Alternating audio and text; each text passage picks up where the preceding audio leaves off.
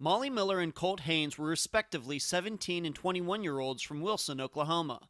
They had only known each other a week, but might have been headed toward a relationship. On the evening of July 7th, 2013, Molly and Colt were passengers in a car that got involved in a police chase. The vehicle got ditched and the driver made it back to his house the next morning, while Molly and Colt seemingly got lost, trying to call friends to pick them up. They were never seen again. I'm Ed Densel, and this is Unfound.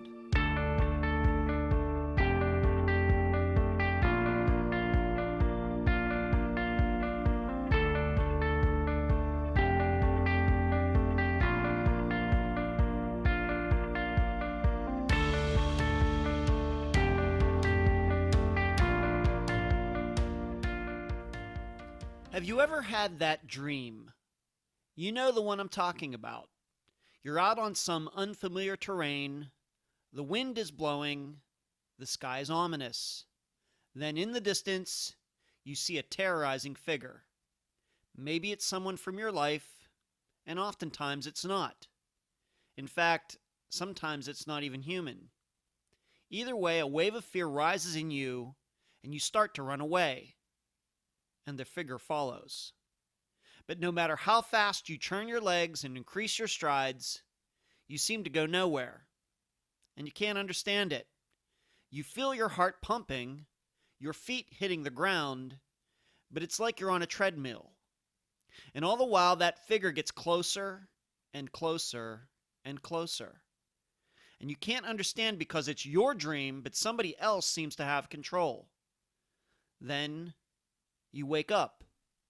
Your chest pounding and the muscles in your legs as sore as if you ran a marathon. Well, in the case of Molly Miller and Colt Haynes, they were riding from the law, but not due to their own choices. Like you in that dream, everything was out of their control because somebody else was at the wheel. Then they were gone, and the driver was back at his house as if nothing ever happened.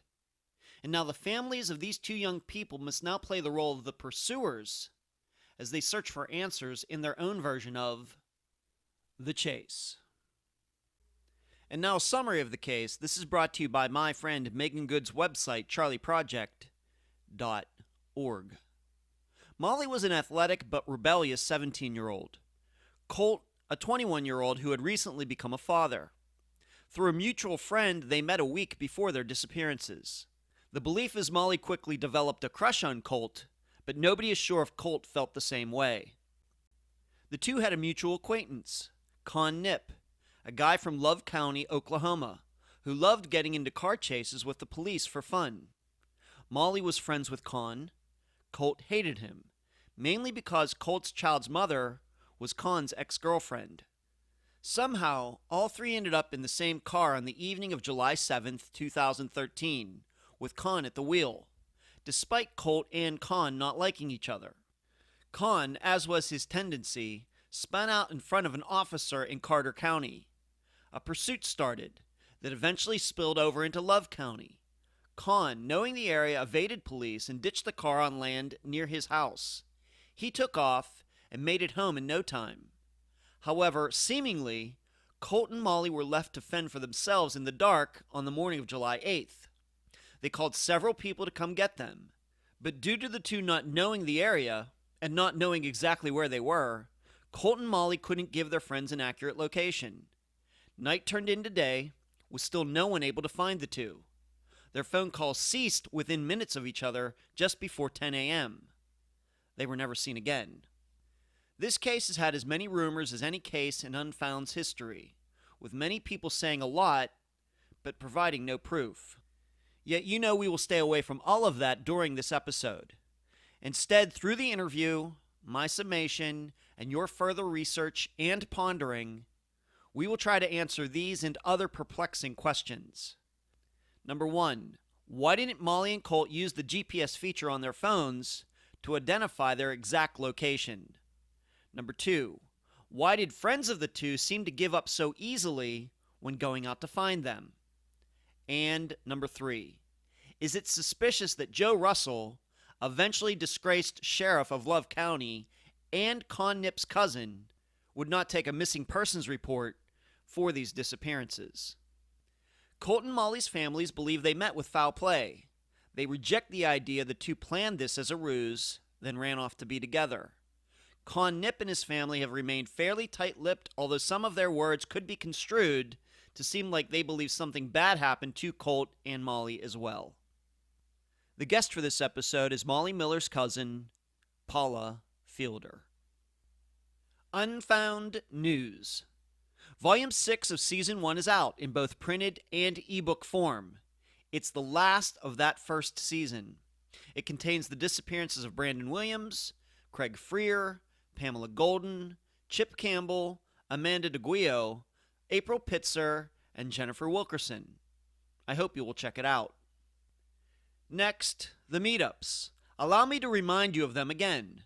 July 14th in Dallas. Please contact Emily and or Dee in the discussion group as to the exact details. July 24th in Amarillo. Please contact Charmin in the discussion group for those details. And please contact Cheree, Cheree, in the group. She is trying to organize a get-together in Houston. Yes, these are all in Texas.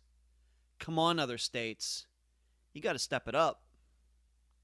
And finally, I hope everyone had a happy 4th of July. What did I do? I spent it putting this episode together.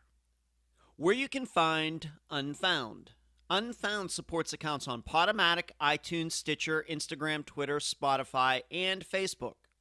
On Wednesday nights at 9 p.m. Eastern, please join us on YouTube for the Unfound live show. Contribute to Unfound at patreon.com/Unfound Podcast. This week, I need to thank Stylianos, Eileen, and Tekamesh. You can also contribute at PayPal, unfoundpodcast@gmail.com. That is also the email address. Merchandise, the books at amazon.com in both ebook and print form. Do not forget the reviews. Shirts at myshopify.com/unfound-podcast. Cards at makeplaincards.com. And please mention Unfound at all true crime websites and forums. Thank you. I'm so fortunate to have on this episode of Unfound the cousin of Molly Miller, Paula Fielder. Paula, welcome to Unfound. Thank you. Well, I appreciate you and your interest in Molly's case and willing to put it out there for the people. You're very welcome, Paula. This is what we do at Unfound, not just myself, but my assistants. We're very concerned about these cases. I appreciate you being here.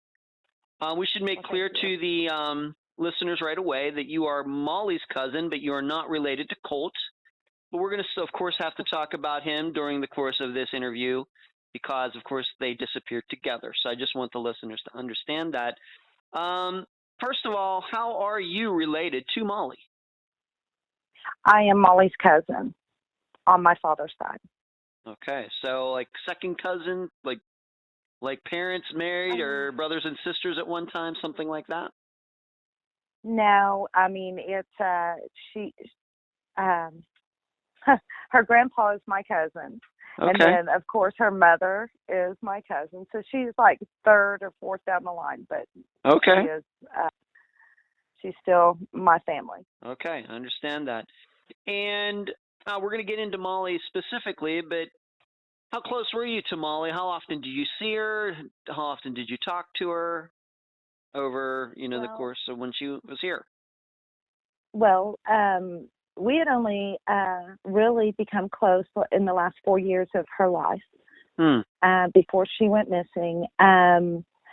She had come and stayed with me. We spent time together. Her mom and her would come and visit. And so, I wasn't around her much in her very, very young years, but in her teenage years, we had become close. Okay, and she actually stayed with you for a while. Is that right? Well, she came and spent a fall break with us at one point, and we went to Frontier City and we did some things together. her and my youngest son and I, but she never lived with me. No. Okay. Her parents and I had discussed the November before she went missing. We had discussed her coming to live with us, and Molly was having some problems and she wasn't listening, and her mom had told me, Molly will listen to you, and so anyway, she was just a typical teenager, honestly. But we kind of, I guess you'd say, we dropped the ball on that, and she never came and stayed. Okay. And we have to remember, like you said, she was a teenager, 17 years old. Correct. Okay. Correct. How would you explain her personality? I mean, I obviously eventually we're going to get into maybe a little bit about what was concerning to her parents, but how would you explain her personality when you were around her? What was she into? How would you outgoing or shy? How would you say she was? Well, Molly was funny, she's a little jokester, and she liked to have fun. She's very outgoing. I believe that had she been with us today, she may have done something very special with her gift of softball. She was very talented in sports. An athlete. Yes. And she was going into, her, I think her senior year. That would make sense given her age and the time. I think it would make sense. She would have gone into her senior year, if I recall. Anyway, she was just very, very talented athlete, and so and not only softball but basketball as well. So, but her gift was softball. Okay. You had already mentioned that she had some issues that her parents seemed to be concerned about. Did her parents pass on to you what those concerns were, and maybe did they explain how those things started? Well, they didn't really explain how they started, no, but she was running around with a bad crowd. She wouldn't listen to them. She wouldn't meet curfew and that type of thing. And they thought if she came to stay with me, her and I had a mutual respect for each other. We had fun together. We went and got our nails done together. I took her and got her hair cut off, and I dyed it black because my hair was black at the time. She wanted her hair dyed like mine. When she went missing, she had continued to keep her hair black. She liked it. We just had fun together, and they thought that maybe that I would have some control over her. And I agreed. I mean, I would have loved for her to come and stay, but we just kind of dropped the ball on it, and it didn't happen. So, and here we are. So. Yeah. Did you, during this time, after her parents had expressed these concerns to you, did you ever have a chance to talk to Molly one-on-one about these things? Maybe not give her a talking to or anything, but just kind of see what was going on in her head. Honestly, I didn't. I don't even really know that her parents had talked to her about coming to stay with me, so I didn't want to bring it up to her, without them already speaking to her about it. But no, I didn't interfere in that way. Okay. All right. So you didn't have it after her parents said this to you, didn't happen to run into Molly anywhere maybe and, say to her, hey, your parents told me, what's going on? No, nothing like that. No, I didn't live nearby. I lived over 2 hours away, and from them, I'm not from the area. Mm-hmm. I've never lived there in my life, but that's where my entire Miller side of the family is from and lives. So, but no, I didn't have any contact with her up until May of 2013. at our family reunion, and we didn't discuss it then either. Okay. But that was the last time I saw her. All right, and I'm guessing maybe there might be the aspect of, her parents might have been talking to you about this, but that doesn't necessarily mean that maybe they wanted you to interfere, quote unquote, interfere either. Maybe because you're right. Once again, you have your own children, as I know you do, both sons and daughters, and she's not your daughter. So what are you going to do? You can do your best, but once again, you're not her parent. When you heard about these concerns, was the concern maybe drugs, or had she gotten in some legal issues, or was it just a general idea of being around the wrong people? I think it was the general idea of her being around the wrong people, and not coming in at curfew. And I'm thinking this was it was before she had ran away at one point as well, prior to her disappearance, obviously. But I think she had actually ran away after. She wasn't gone very long. She was just gone a few days. They had moved to Marlow, and they had been living in Marlow, and she wanted to go back home to Wilson, where she was from. So, there was just that argument between mom and daughter, that kind of thing, and typical mom and daughter arguments, about things. And she's from Wilson, and that's where she was born and raised, and she wanted to go back there. So they eventually did. They all moved back there. How long this other time that she ran away, how long was she gone? Do you know? Just a few days. I mean, we're talking 2 or 3 days. She wasn't, from my understanding, she was not gone long. Okay. And I guess she was around some of those people that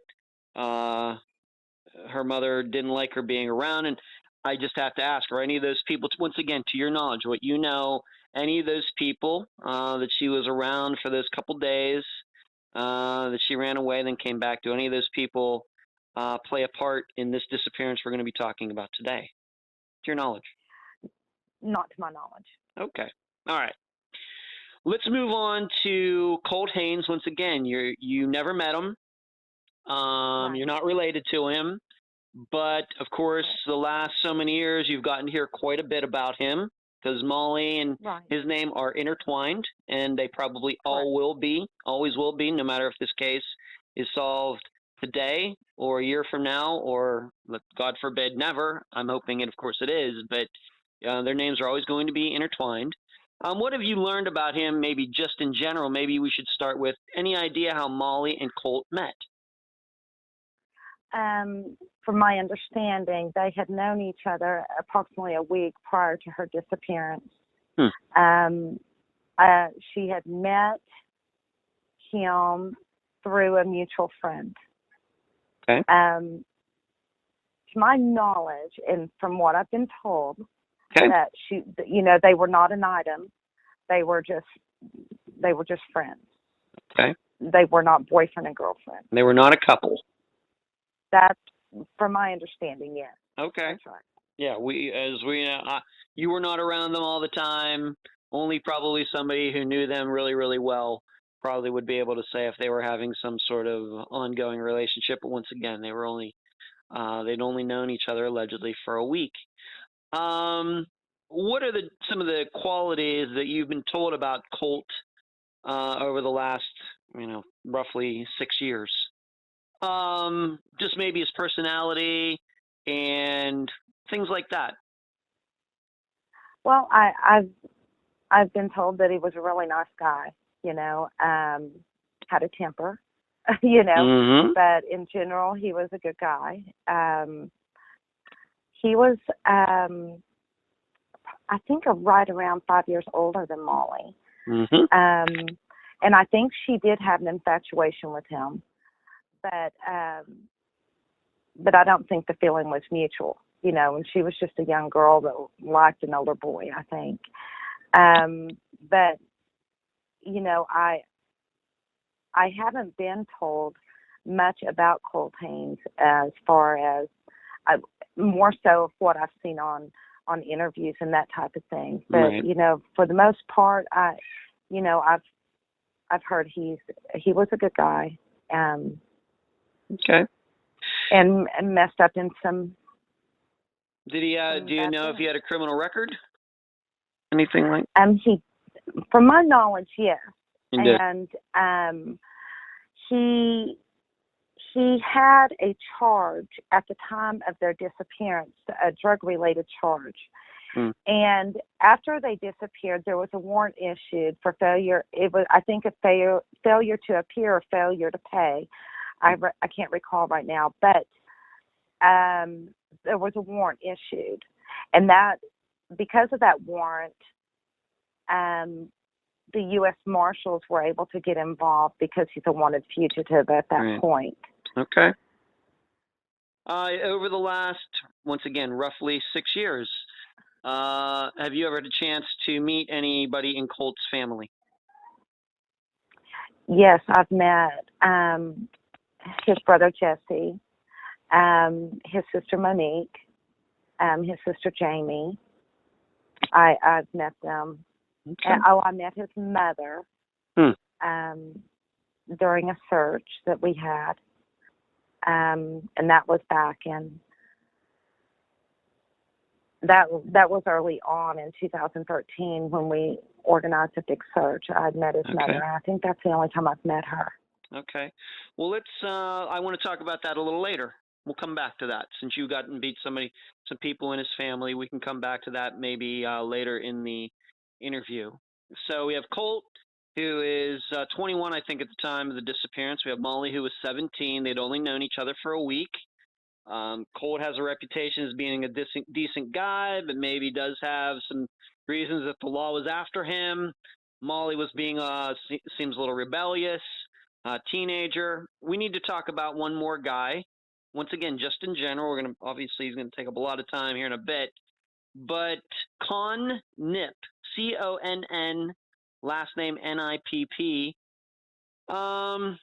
What can you tell the listeners about him? Maybe just his reputation, his family, and then we'll get into a little bit between him and Colt. But, you know, his reputation, Con Nip's reputation in general.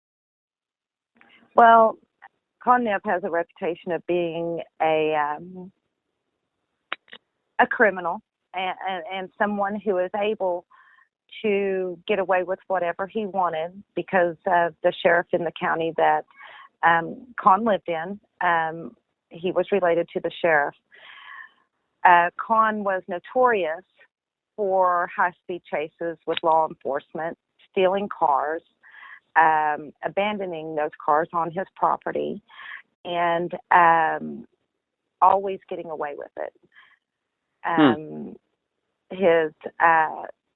The family in the area, you know, there was a lot of, from what I've been told, a lot of drug activity on that road, Long Hollow Road, where he lived, and that was their main source of, I guess, their life, because from my understanding, they really didn't have jobs outside of Long Hollow Road.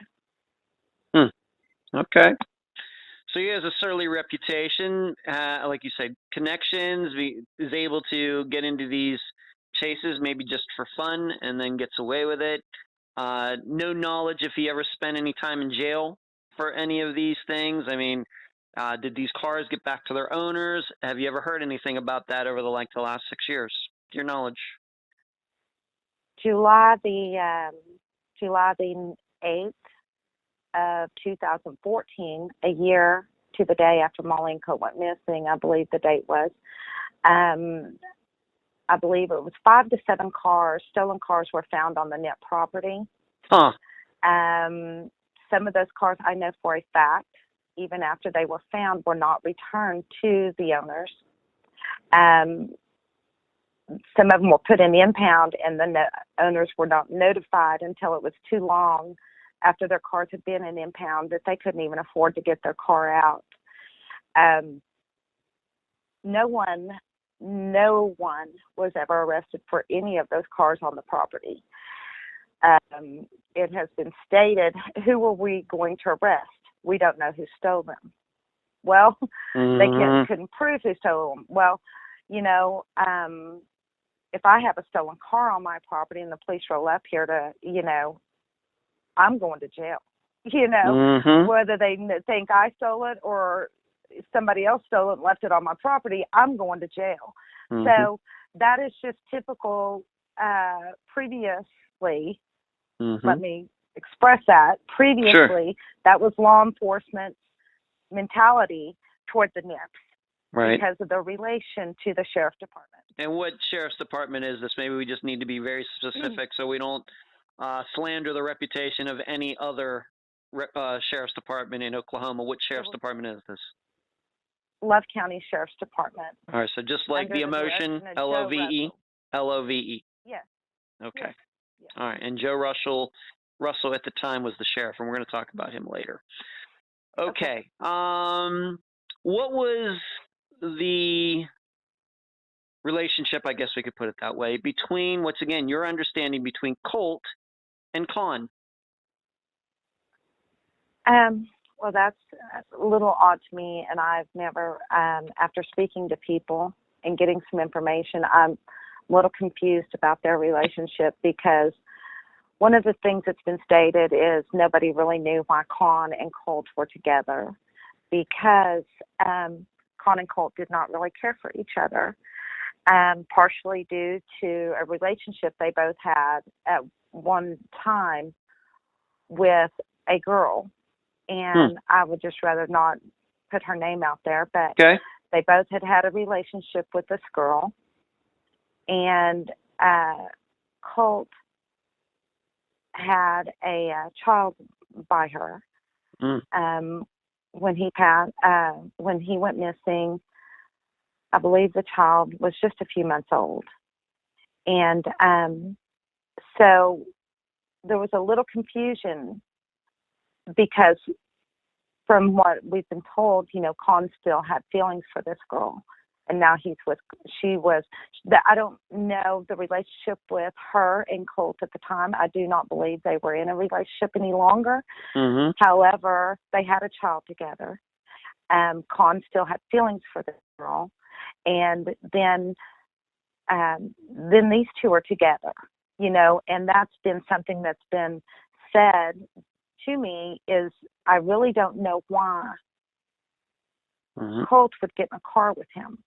Okay. Right, and that's why we're bringing up Con, because he's certainly a part of this disappearance. So what you're saying is that Colt was dating and had a child with this young woman who actually used to date Con. Correct. And Con it sounds like she was jealous of it. Yeah. Okay. And do you have any idea how long, was it something where Colt kind of stole this girl away from Con, or was there a little more separation between the relationships? Do you know? I don't know. Okay. All right. Now, with Con in relation to Molly, before the night that this all occurred, any idea if Molly and Con had ever run into each other before, ever met each other before, to your knowledge? Yes, they had. They had. Okay. Yeah.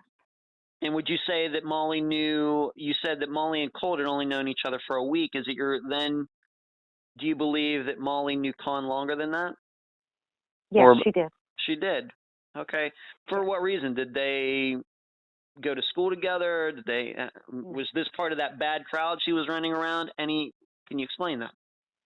Yes. The girl that Molly had been hanging out with prior to her disappearance, Jessica is the girl's name. They were very good friends. And her and Jessica were hanging out on Long Hollow Road, had been on Long Hollow Road, according to Jessica and what she's told me, that they had been going down there. They had gone down there several times. My guess is it was drug related, some sort. But now going back prior to that, and I don't know how long, Jessica never said how many times her and Molly had been down there, how long that they've known her, but known Con, but I do know that she had known Con prior to that. Okay. I don't know how much time she had spent there or anything of that nature, but she did know him. Okay.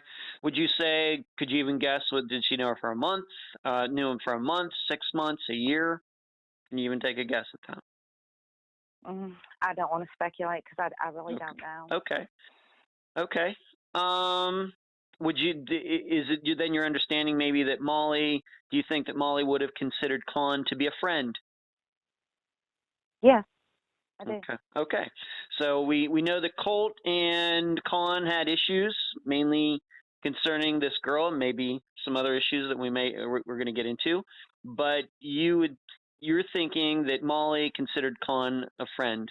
They certainly weren't enemies. Correct. Okay. Thank you for that. Okay. Very good.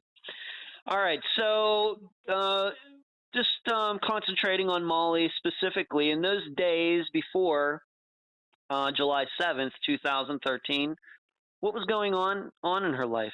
What was going on that summer for Molly? She was running around. She was hanging out with that crowd. She was doing things that she should not have been doing. And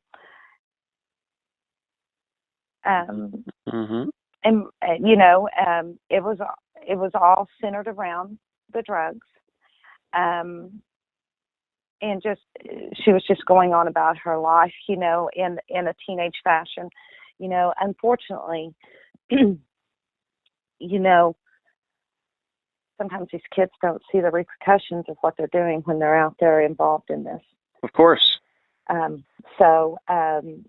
that's pretty much what was going on. She had gotten involved in it, and I don't know if there was a point where she was wanting to get away, but she was deep into it at the moment. Okay. And maybe we should put this maybe in the timeline. When her parents talked to you about her possibly coming to stay with you, you know, a couple hours away, get her out of that environment, how long was that before July 7th, 2013? How long? That was in November of 2012. Wow, that long before. Wow. Like 8 months before, 7 months before. Okay. All right. And did they ever bring anything like that up to you closer to the time of her disappearance, maybe at the beginning of that summer, meaning that she wasn't going to be in school, meaning she has a lot of free time on her hands? Did that ever come up during the summer of 2013? No. No. Okay. No. Okay, so she's running around, maybe running around with Con Nip, for all we know, if they were friends. So she ends up with Molly and Colt end up together once again through this mutual friend of theirs, and we move up to July 7th. What did go on that day? What do we know? And of course, this is known as the chase day. This is when the chase gets started, but this is a disappearance that then pours over into July 8th. But starting that morning of July 7th, how is it that Molly and Colt ended up together in the first place? They, Con was going to pick up Colt at where Colt was staying in Ardmore. My understanding is the reason behind that was Colt had some drugs that needed to be moved, and Con was going to help him move those drugs. Even though the two of them weren't getting along over a girl. Correct. Okay. Correct. Okay. There may have been more to their relationship other than the girl, but I don't know what that might be. But that's pretty much what I do know about that. So at some point that morning of the 7th, Con picked Con picked Colt up from this house in Ardmore, and Molly had been staying there, and she went with Colt and Con that morning. Now, what transpired? It was in the morning time that they were picked up, and what transpired during that day is a little sketchy. I can't really speak to that, to be quite honest. Okay, when you don't mean sketchy. There's just a lot of parts we don't know about. We don't know exactly where they were. Correct. I don't. I've heard rumor. Mm-hmm. And some I can confirm, some I've not been able to confirm. So I don't really want to speculate. Yeah, on please exactly. That evening, I do know from phone records that at some point, Molly and Colt were no longer together on that day. I believe Colt was still with Con, but Molly was dropped off somewhere. And I have been able to go over all three of their phone records. And we know that Molly made several attempts to call Con during the day and call Colt during the day, text messages to both. And then at some point they did pick her back up wherever they dropped her off at. She obviously she was with them during the chase. Con had spun out in front of a Wilson police officer in Wilson, and then took them on a high-speed chase. Now, understand, Wilson, Oklahoma, is in Carter County. Okay. Love County is south of Carter County. So Con sped off down the highway toward Love County until he got to County Road, and then he went down County Road. It's County Line Road. Okay. And made his way back to Long Hollow. Once they got to Long Hollow, at some point going down the highway, and once they turned onto County Line Road, the Wilson officer who was chasing lost sight of them because it was a gravel road. And because of the dust coming up, he could no longer see them. Love County deputies were picking up chase down toward Long Hollow Road on Oswalt. One of the deputies had put down stop sticks, but they had already passed his location by the time he got there and got the sticks down. They were going anywhere from 120 miles up to 120 miles an hour. Wow. So let me ask you, let's just stop there for a second. Let me ask you a few questions before we get too deep into this, because I know where this is all going, to the point of, the disappearance. But do you have any idea, when they dropped Molly off that day and she was not with them, do you have any idea where she was? Not for certain, no. Not for certain, no. She didn't call any of her friends or text any of her friends and say, I'm over at so-and-so's house? Not to my knowledge. Okay. But I will tell you, from what I do, I believe she was at a cousin's house of Con's in Wilson. Okay. That's all I'm going to say about that. All right. That's fine. Okay. I believe it is a relative of Con's. Okay. I guess we also have to establish then that in the last almost 6 years, we have to remember the disappearance. We're doing this interview on July 2nd, 2019. The 6th anniversary of this disappearance is coming up in 6 days, which I don't think I even realized till right about now. That nobody has come forward in the last 6 years to say, Molly was at my house the day before she disappeared. Nobody has done that. Not to us, no. All right, not to you. They have, right. Okay. Right. All right. Once again, we just want to talk about facts, what we know and what we don't know. All right. That's what we do on this program. As you know, we've talked about this. We're not going to get any speculation and rumors or anything like that, but just factually, nobody has come forward and said to you or anybody else in your family or Colt's family, you know what, Molly was here this day with me this day when Colt and Con were out doing whatever they were doing. Correct. Okay. Very good.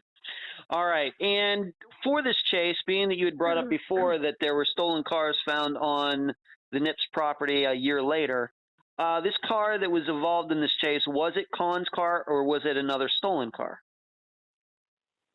The car belonged to his girlfriend, Sabrina Graham. Okay. Spencer. Well, I guess it would be Sabrina Fincher Graham is her name. Okay, so I'm guessing we can't classify that technically as a stolen car there, then, unlike, No, please. She reported it stolen. She did. Okay, well I certainly want to...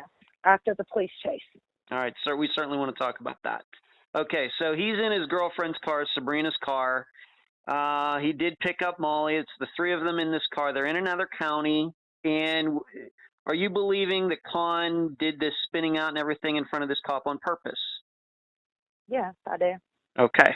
I think he's that arrogant that he did this on purpose.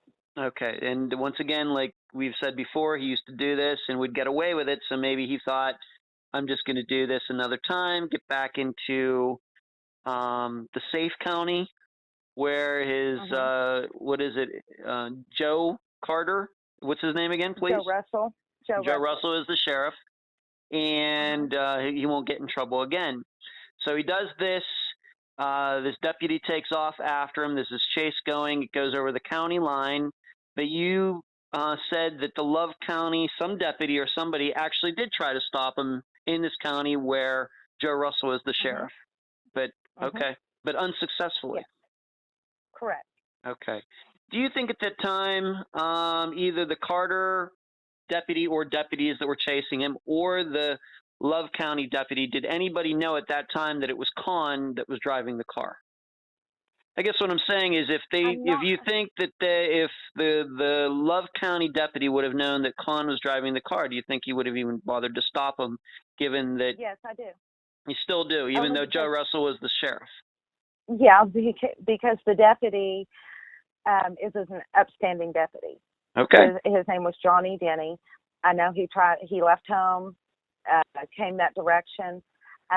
It didn't matter to him that this guy was related to the sheriff. If he could have got him, he would have. Okay. All right. Thank you. All right. So we have that evening into that night. Once again, we got from Carter County into Love County. This good deputy tries to lay down the strips. It doesn't work. Please continue. I just wanted to clear some of those things up. Please continue. So they're continuing to get chased. And what happens? Joe Russell had advised one of the deputies to block off Long Hollow Road because that's where he always goes. So making that assumption by that statement is he knows that it's Con in that car. Okay. And I honestly cannot recall if they knew prior. I'm a little confused on that right now, but prior to him getting to Love County, I don't know that the Wilson police knew that it was Con Nip. I can't really remember, to be quite honest. All right. He had advised one of his deputies to block off Long Hollow Road. The deputy was going to try to cut him off before he got to Long Hollow Road. He was going west on, the deputy was going west on Oswald Road when Con was coming toward him at a high rate of speed, and Con turned off his lights. Wow. And the deputy had to go into the ditch to avoid a collision with them. And so Con made his way down Long Hollow Road and was able to get into Con's MO is Long Hollow Road is a dead end road, and he gets his cars out toward the end of Long Hollow Road, gets them out there he drives them into the woods, into some very, very rough terrain out there. Mm-hmm. The car, that's what he did this particular night as well. Okay. He took the car on this very rough path with Molly and Colt inside. And, the car had, I believe it was $18,000 worth of damage done to it. It was totaled by the insurance company.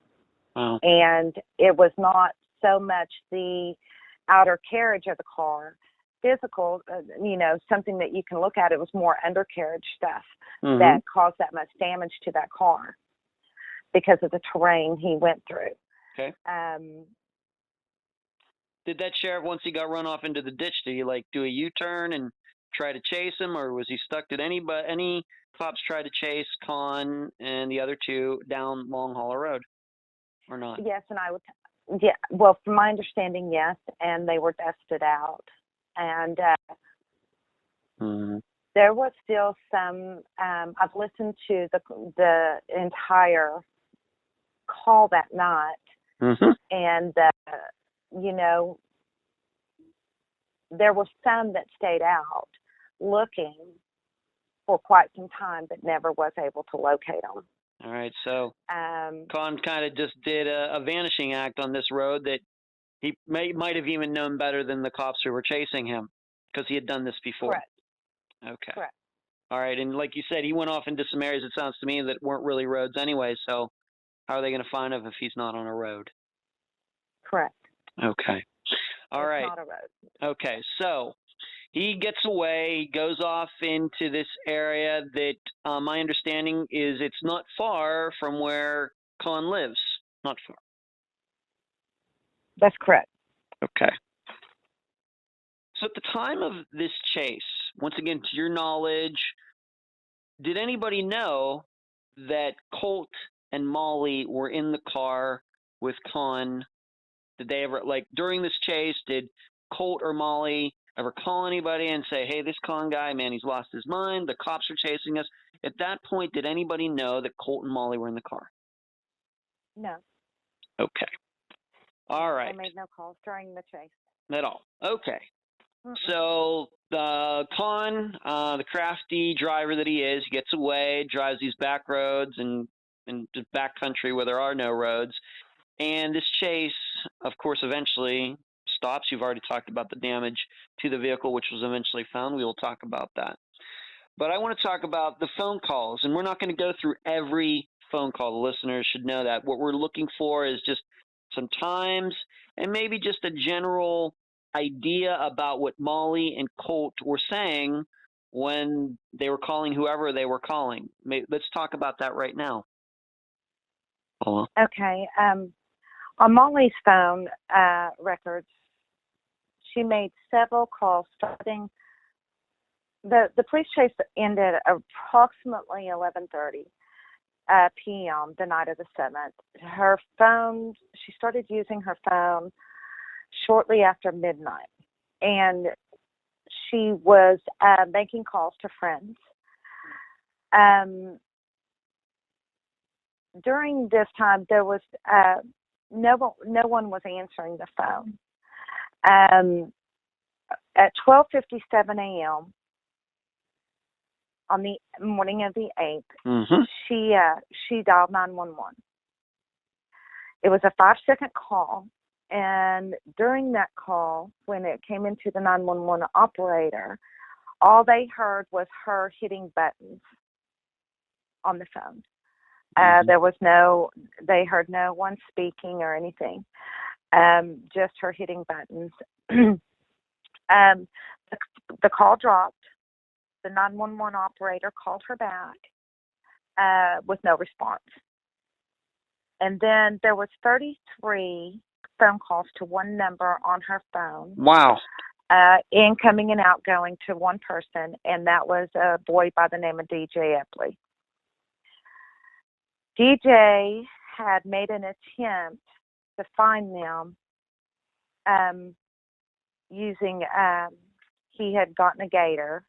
I won't say, how he obtained this gator, but he got a gator. He was out looking for them, but he was in the wrong location, from my understanding. He was around Bear Hollow Road instead of Long Hollow Road, looking for them, from my understanding. And how and approximately then, how far are those? And and the listeners should know, by the time they hear this, I will have done some maps and some things that will be up on Facebook or on YouTube as well. But just approximately, how far are those two places away from each other? Approximately 10 miles. Wow. Maybe a little further. Wow, so it was off by that much. Is your determination then that Molly and Colt really didn't know where they were? They were trying to explain to DJ where they were, but they didn't know. Is that why? Yes, that's That's what I believe. Okay. They did not know where they were. Okay. Okay, and what did Molly say during her phone calls? I understand Colt was using her phone as well, but what were the general, I mean, did they bring up Con's name? Did they say anything about the police chase? Was any of that talked about in any of these calls? Yes, to my understanding, the 33 calls on Molly's phone to this one number, or incoming and outgoing to this one number, from my understanding, that was Colt actually using Molly's phone, speaking to this boy. Right. Colt had stated that that they had been in a high-speed chase with Con, and that they were now lost in the woods. They didn't know where they were. Molly had also spoke to someone at 6:33 in the morning, asking them if they could come and pick her up, and they were unable to do so. But her and Colt up, they were unable to do so. And then she spoke to someone at 9:33 a.m. the morning of the 8th, and he was at work. She told him that, she had been in a husky chase with Con. She said that they needed water and asked if he could come and get them. He was at work. He was unable to leave work and come and get them. Her phone went dead. The last call made from her phone was at 9:39 a.m., 6 minutes later. Wow. So we're to believe that she and Colt were out there in a place that they didn't know where they were for 9 hours. And even when the sun came up, they still couldn't find their way. I can understand maybe in the dark and everything, but even when the sun came up, they couldn't figure their way out of there. Correct. Okay. All right. Correct. What about Colt's phone records? What does he say? I realize that this is out there. I'll just ask you, could he have been injured in some way? What was he saying to the people he was calling when he wasn't using Molly's phone? Yes, there are some calls being made from his phone as well. All right, and who did he call? He was trying to call Con. Okay. And there was actually phone calls on Molly's as well as trying to get a hold of Con. So he, I don't have any specifics on who he spoke with during the night. If any of those calls were answered. I don't have his phone. I have his phone records, but I do not have them in front of me right now. Okay. We had to convert his because they came in Zulu time, so we had to convert his phone records, and somebody has those right now. But I don't specifically recall until the morning hours. Like around 7 or 6 or 7 in the morning is when Colt was actually able to talk to somebody and get them to head that way and start looking for them. Okay. But Colt did say that he was injured. He said he was an ankle or something like that. Did he tell somebody that during one of those calls? Yes. He had stated that he had climbed a tree. I still am unclear if he climbed that tree to get cell signal or if he climbed the tree to possibly get a location of where they were. That he had climbed a tree and fell out of the tree and broke his ankle. Oh, okay. And is it your interpretation by your viewings of the phone records that Colt and Molly were together the entire time that night? We know that Colt used Molly's phone, but even after that, is that how you interpret what you've seen regarding the phone records, that they stuck together, the two of them, all night, wherever they were? Yes. Okay. Yes. So they're together, and they're trying to get people to come pick them up, but it seems that, at least in this DJ's case, that they can't even direct him in the right direction. I mean, 10 miles is not close at all. I mean, that's not close at all. Okay. But then Colt does get a hold of some people I should ask you this: does DJ just kind of give up? Does he call Molly back and say, "I don't see you," and he goes home, or what does DJ do? He gave up. He gave up. Okay. Yeah. All right. But Colt does get a hold of some people who end up going to look for them. Why don't you give up just their first names? The 4 people that go and start looking for Colt, being that he finally got a hold of somebody. Okay. It was Rob, Bonita, Colby, and Devin. They were out searching for them that morning. They were driving around the area, honking their horn, talking to Colt on the phone. Colt was irate. He was very angry that of course they've been out there all night long. They have no water, and the car's out there still. He was very irate. He was mad. He was mad at Molly. He was calling her names according to them, because she couldn't figure out where he was. And I think they were just both very, very upset in the situation, and just wanted to get out of there. But they continued to look for them for quite some time. And then at one point, they drove down Long Hollow Road and went to Con Nip's house. And Con Nip was there. His Aunt Jennifer was there. And she was sitting on the front porch on the phone. And this is approximately 8, close to 9 o'clock that morning. Okay. July 8th. Yes, July the 8th. It was right around 9 o'clock when they came by there and asking Con, where are they? And he, according to their statements, they stated that, Con said, they're just messing with you. They're okay, and Colt was on the phone when they went to Con's house. And Con told them, let me talk to Con. And he talked to Con on the phone. And Con, whatever was said between the two of them, I don't know.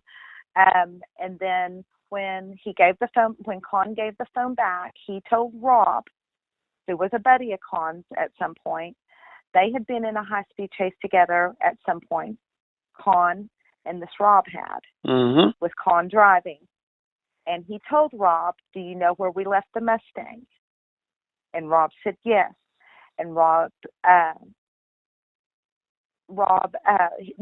Con said at that point they're close to there.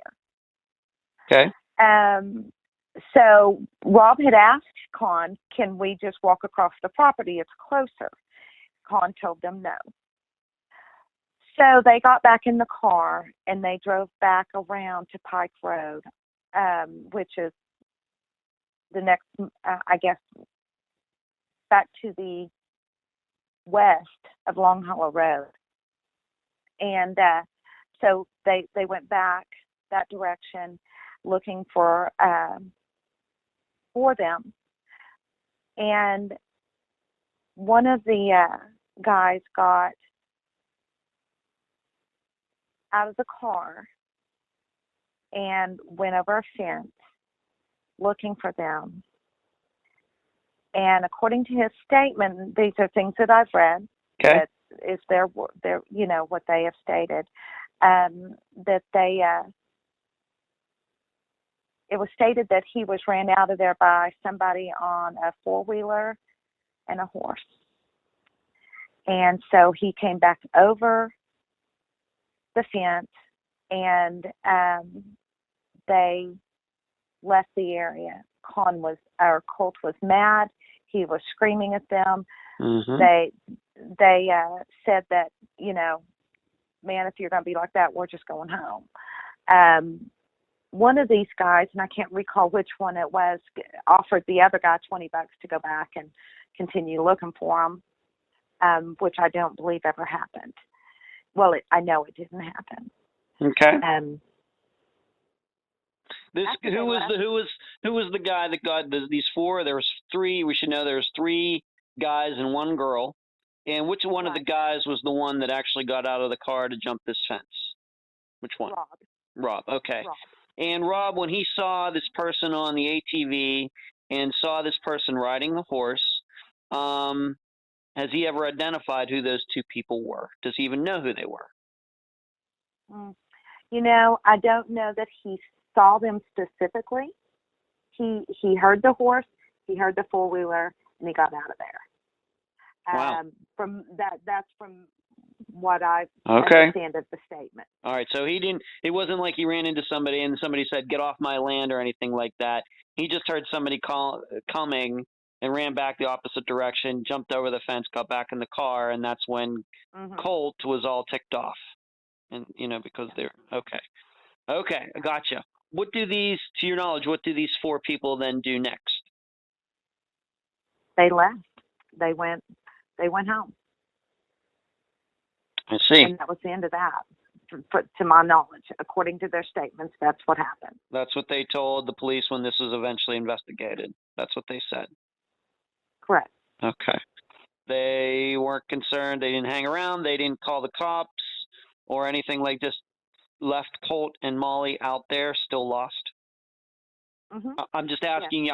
I'm just asking you that to accent the bizarreness of the situation here. Right. Okay. Okay. Okay. All right. So it doesn't sound like to me like even though they were friends with Colt, they looked for him very hard. I mean, if they're going to get afraid of just a horse and a four-wheeler in the distance, not even seeing anything. Okay. But obviously they didn't see any signs of Colt or Molly. I guess they didn't see the car, didn't see any signs of any parts of the car or anything like that. When is the last contact by phone with Colt and when is the last contact with Colt and Molly? The last contact Molly had on her phone was where she actually spoke to someone was 9:33 a.m. Okay. On the morning of the 8th. Her phone went dead. No other calls were made after 9:39. 9:39 was the last attempt. Colt's phone went dead. I believe it was 9:47. About 6 minutes after Molly's phone went dead. I think 8 minutes. I'm sorry. 8 minutes after Molly's phone went. 8 minutes after Molly's phone went dead, or her last call was Colt's last call, approximately. I believe it was. So their phones went dead approximately the same time. Right. Okay. And when Colt was talking to these three guys and girl, was he talking on his own phone or was he talking on Molly's phone? He was talking on his own phone. Okay. Well, that is. I will say that's curious. Two phones of two separate people die within minutes of each other. So I'm sure the listeners are going to think that's maybe a little curious too. Okay, so they're still out there. Nobody's calling the police. It seems everybody is just going to let them out there, and they're just like, I guess they're just going to have to figure it out themselves. It just sounds a little, once again, a little bizarre to me. But what goes on, to your knowledge, the rest of July 8th? Does anybody do anything? To my knowledge? Yeah, absolutely. No. Does nobody else goes out there? Of course, there's no more phone calls. It seems after those four people left the scene, allegedly near the scene, nobody else goes out there, to your knowledge. Correct. Okay. When do Molly's and Colt's families, maybe we should explain this. At no time do Colt or Molly call anybody in their own families. Correct. So Molly doesn't, of course, she doesn't call you. She doesn't call her parents. Colt doesn't, sounds like he has some siblings, doesn't call any of them, doesn't call his parents, nothing. Correct. Doesn't even call this girl who he had a child with. Correct. Just to see if she'll come out. Nobody. Just all friends, and then the 911 call calling NIP, etc. Okay, that's interesting. Okay. When do Colt's and Molly's family start thinking, well, something's up here? Haven't heard from them, haven't seen them. How long did it take? There were some text messages sent to Molly's mother. Well, it was actually that morning that that Molly's mother and Molly's uncle and everybody became aware that Molly had been in this chase with Con the night before. Now, remember, understand, I did not live there. Mm-hmm. I didn't even know Molly was missing until I saw it on Facebook a few days later. Right. And that's when I started calling. But those first few days, the family, Molly's mother, had filed a police report. She tried to file a missing person report with the Wilson Police Department. I think she actually put it as a runaway initially. Mm-hmm. Makes sense, given what she did before. Right. Mm-hmm. And then her mother called I think it was the following day on the 9th when her mother called the Love County Sheriff's Department to file a police report and a missing person report. And Joe Russell would not accept he wouldn't even take the phone call from her, from dispatch. Mm-hmm. He told them it's not my problem. That's what he told the dispatcher. It's not my problem. So the dispatcher goes in and she takes Molly's mother's information herself. She made up a flyer and put it inside the sheriff's department there in Love County. But that's pretty much as far as that went. So I need to ask you this, Paula. Can you say how Molly's family and or Colt's family found out that they were involved in this chase the night before? Because once again, just to remind the listeners, it seems that even the police who were involved in the chase didn't know that. But somehow what you're saying is by the 9th, somehow the families did know. Can you say how they found out, or is that maybe something at this point that is part of the investigation? We don't want to ruin it. Well, initially how when it first came to Molly's mother's attention that Molly and Colt, or Molly, had been in this chase with Con, I would rather not discuss who that came from. Okay. Then she did receive some text messages shortly after telling her, and this came from Jessica, the girl that Molly had been with the day that she got in the car with Con. She had started messaging Melissa and telling her that Molly needed help. She was out there. Molly's grandpa and Molly's uncle and dad at that point started going around questioning people, talking to people, going out to Long Hollow Road. Her uncle especially, was out there. There was a travel trailer parked out there. He was out there speaking, trying to get information from those people. There was just a lot of people talked to in the beginning, and a lot of rumors. Of course, a lot of rumors. This case has a lot of rumors. Very quickly. Yes. Very quickly, a lot of rumors. So they were out following up on these rumors. Okay.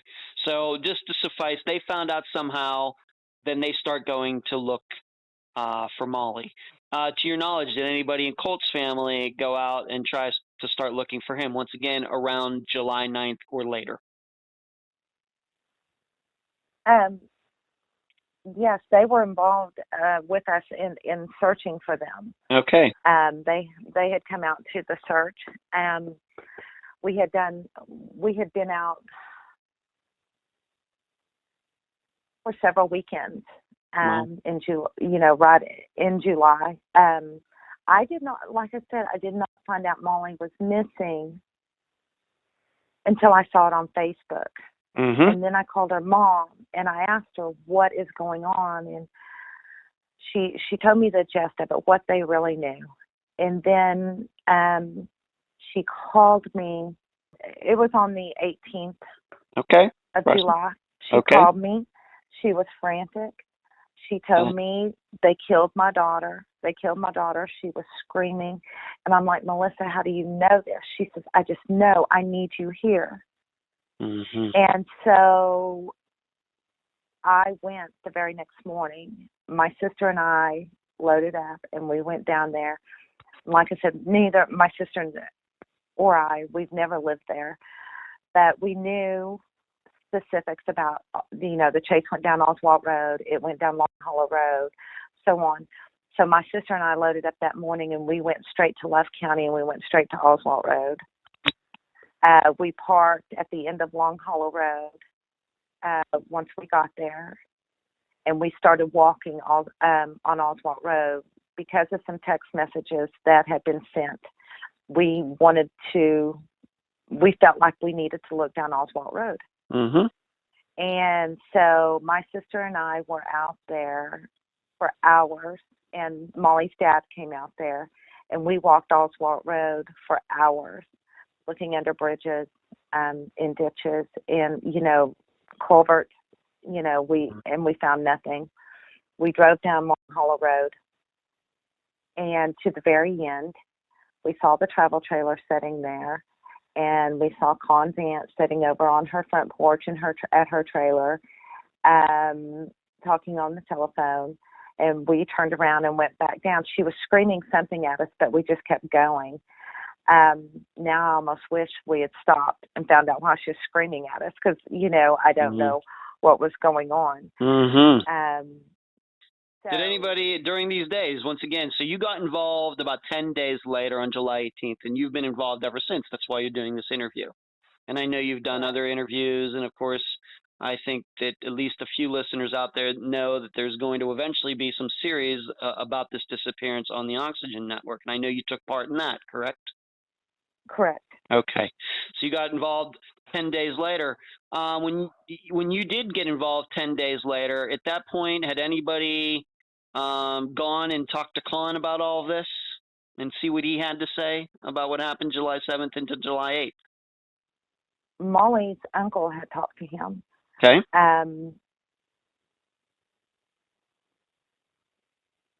What transpired in that conversation, that would have to be discussed with him, because I honestly don't know specifics of that conversation, but I know that Molly's uncle had spoke to Con, and also spoke to his uncle Kobe that lived out there on Long Hollow Road as well.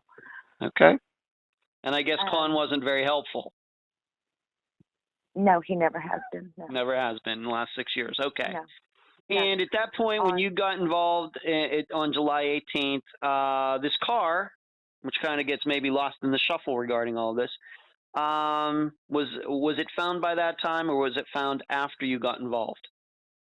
It was found after. After. So over 10 days, and of course, at that point, this is Con's girlfriend's car, to remember that.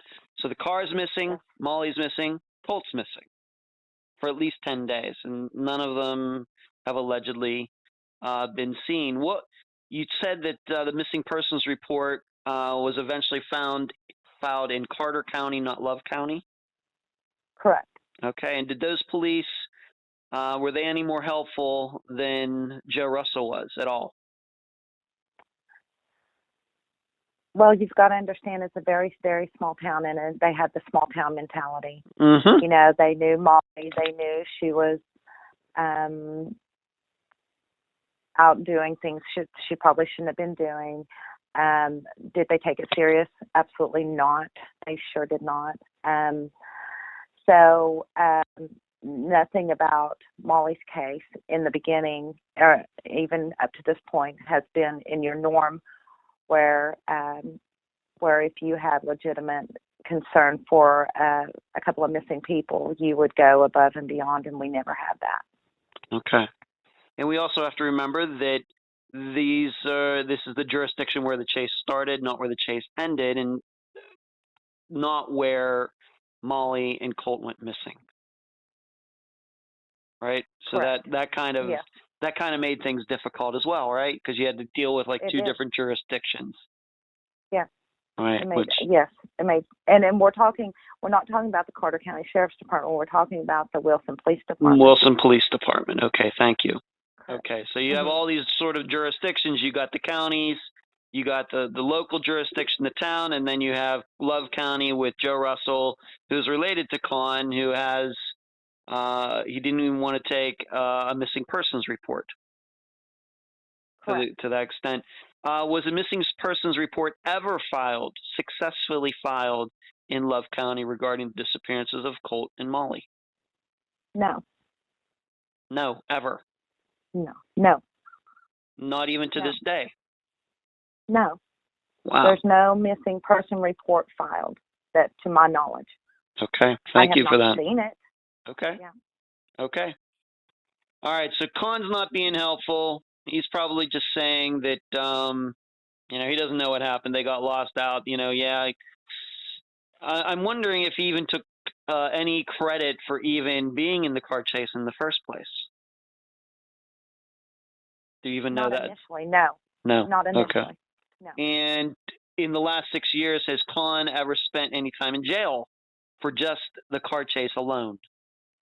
Yes. He did? Yes. Well, I guess that's better than all the other times that he, when did that happen and how long? He was, in January of 2014, he was involved in another police chase. And this time the Oklahoma Highway Patrol was involved.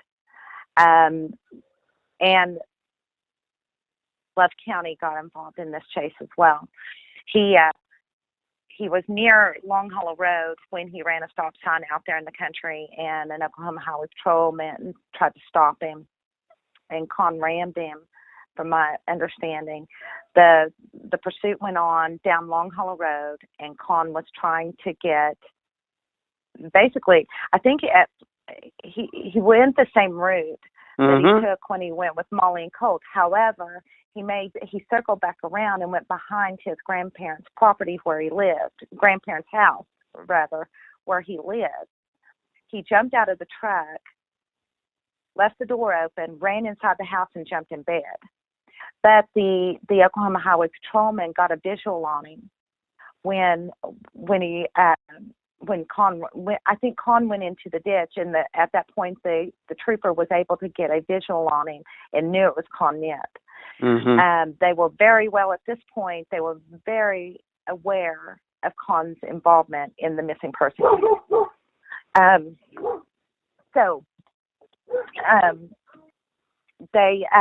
the Love County came out there at that point, and there was some things that went on out there. They got Con out of bed. He was arrested by one of the deputies with Love County. And when the deputy with Love County is the same deputy that did the drop sticks the night of Molly's chase. Wow. He's the same deputy. Well, he's the one who placed Con in handcuffs and put him in his car. He got Con in his car. He went to go back inside the house. The grandfather was closing the door to the house with the other officers still in the house. You understand at this point things are kind of volatile. I bet. One of the deputies, while chasing Con, Con and them had put, it was a county road, but they act like it was their road. And they made their own makeshift speed bumps on this road. And the deputy was not aware. He hit one of the speed bumps and he hit a tree. Oh my. And so things were kind of already wow. heated and things. And the grandfather was closing the door the grandfather is blind. He was closing the door. The deputy comes back to the house. The door's being closed. He's trying to push the door open. I don't know if it actually ever got closed or exactly what happened, but he pushed in the door, and the grandfather fell backwards. The grandfather, being blind, I guess, started swinging.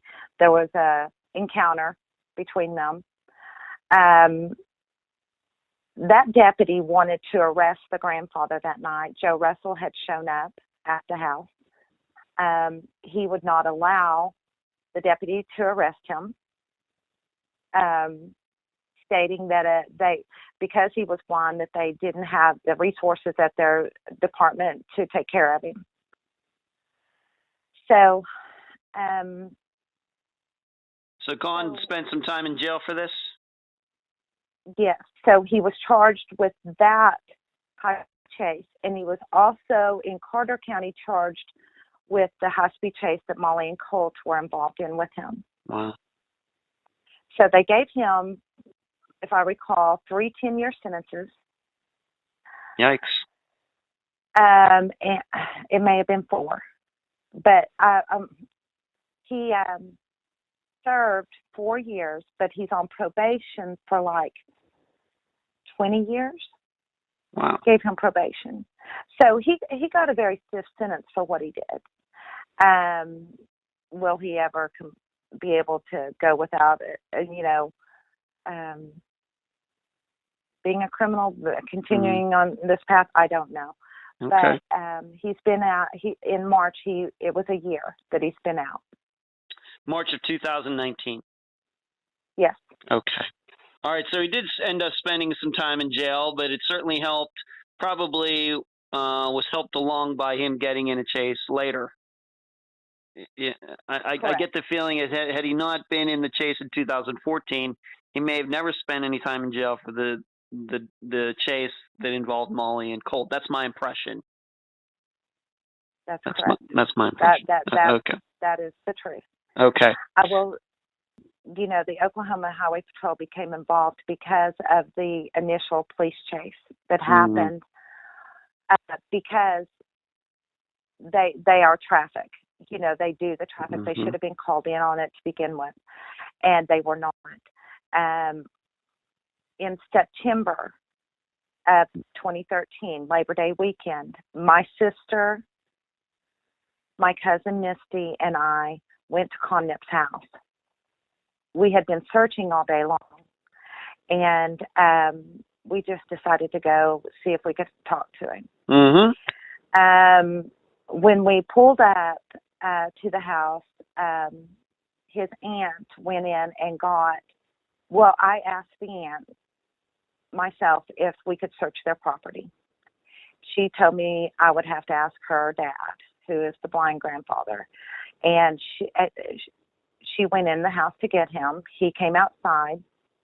Her and him sat there in rocking chairs on the front porch and talked to us. I asked him if we could search his property. He told me no. He said, you bring back a warrant, the only way my property is going to be searched again is with a warrant. And I said, well, your property hasn't been searched yet. He said, there's been a lot of people out here looking around. Well, it hadn't really thoroughly been searched, if you understand. Sure, I'm sure. While we're standing there, a vehicle pulled up, and it was Con and his father. And they walked past us and walked straight in the house. My cousin asked Jennifer, his aunt, if that was Con, and she said yes. She said, would he talk to us? And she said, I don't know, I'll ask him. She went in, got him, brought him out. He came out, and we introduced ourselves. And I said, Con, where's Molly? He said he didn't know. And I said, was she okay when you left her out in the woods after you were in that high-speed chase with her? He said, I don't know what you're talking about. I was never in a high-speed chase with Molly. And I said, according to her, she made phone calls that morning requesting help. Her and Colt wanted to get out of here, and she was calling people for a ride. Are you telling me Molly was lying? And he said she must have been, because I haven't seen Molly. Mm-hmm. So this banter went on for a little bit, and then I said, Con, we know she's dead. We just don't know where she's at. Please tell us where she's at. And his grandfather at this point had gone back in the house. But his dad and him and his aunt were still out there on the porch with us.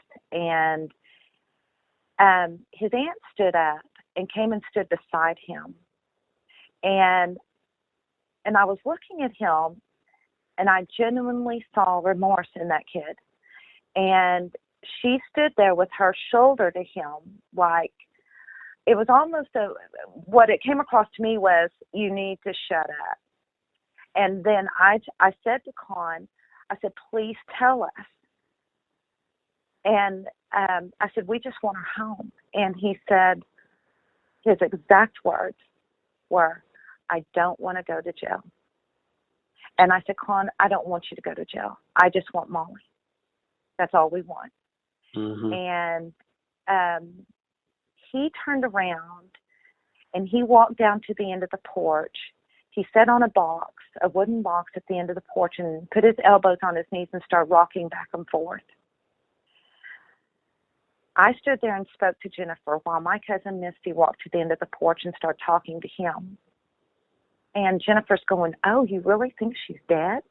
And I said, Jennifer, I know she is. We just need to know where she's at. She's like, oh, I am so sorry, guys. And just my cousin Misty's down there talking to Con, and what she told me that what they discussed was she was begging him, please help us. And she said he just kept rocking, and she said, Con, if you need money, we got money. Just tell us where she's at. He said, it's not about the money. This kind of went on for just, we were there for probably 30, 35 minutes. I don't know. It may have been longer. I just really don't know. Honestly, Texas Equus Search had followed us over there. But they ended up leaving while I was at the door, while we were all at the door, because they didn't know what was about to transpire. And they couldn't be liable. You know what I mean? Yeah. So they left, and Con, we just kind of, it kind of just faded out, and that they weren't going to admit to anything. And so we loaded up and left. That was on a Sunday of Labor Day weekend, and on that Monday, Labor Day, Con, or Colby, his uncle Colby, called Molly's uncle and said, it was Con called Molly's uncle and said, Colby wants to talk to you, who is his uncle. And so Molly's grandpa and Molly's uncle and a friend drove out to the corner of Pike and Oswalt Road to meet with them. When they got there, Jennifer, the aunt, was waiting on them. While they were there, they could hear Colby. They could hear a four-wheeler out in the woods. It was off to the caddy quarter in front of them. They could hear a four-wheeler roaming around in there, and they knew it was Colby. And they're at the intersection of this Pike and Oswalt.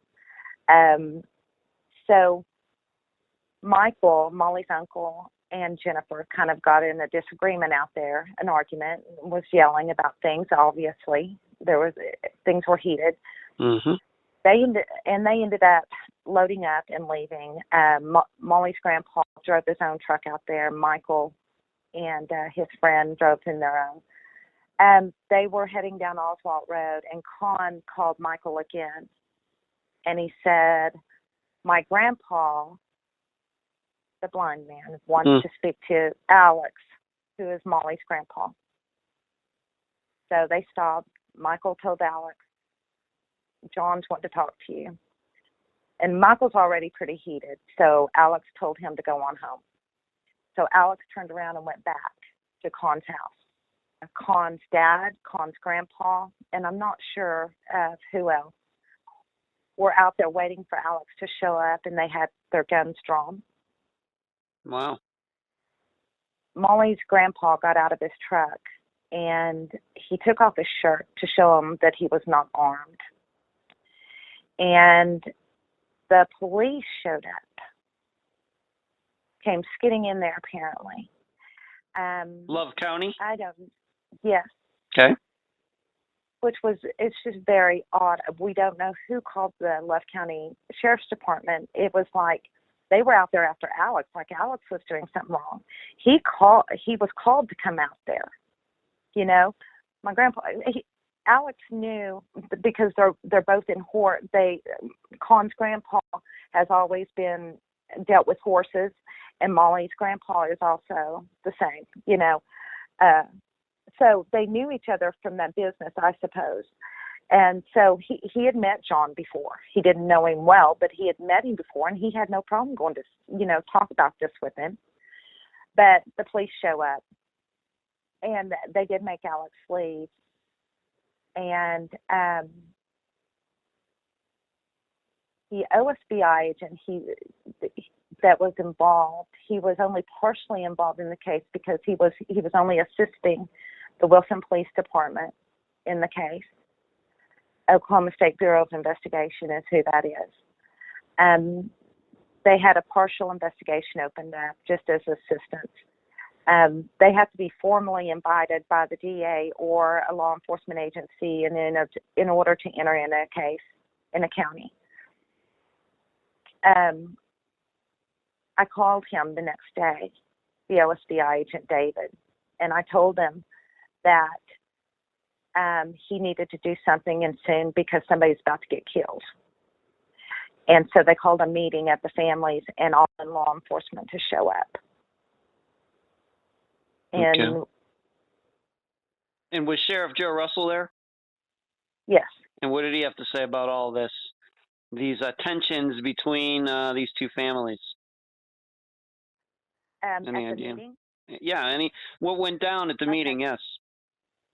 The meeting was called we ended up having the meeting September the 10th. Okay. All law enforcement agencies involved, Wilson Police Department, Lone Grove, where Sabrina filed the false police report saying her car was stolen. That was Lone Grove Police Department. They showed up, Love County, Carter County, and we invited the Oklahoma Highway Patrol to attend. A man by the name of Ronnie Hampton with the Oklahoma Highway Patrol, this is how they got involved in our case. He showed up. So each agency went through and was telling the families, and I was the spokesperson, was going through and telling all of the families, what their agency is currently doing to look for these two. Colt's family was also there. Speaking of that, they were also there. So they had found all the agencies, and then after they finished, we could ask the question. Well, when it got to Joe Russell basically said,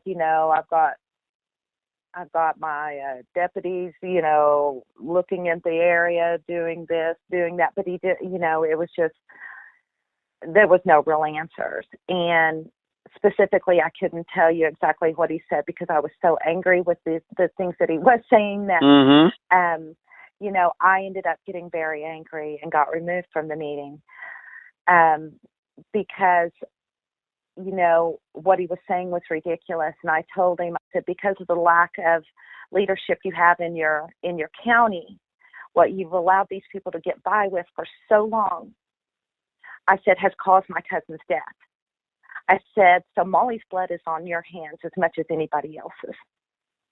And because of that statement and because I made it against an elected official, I got removed from the room by the OSBI agent.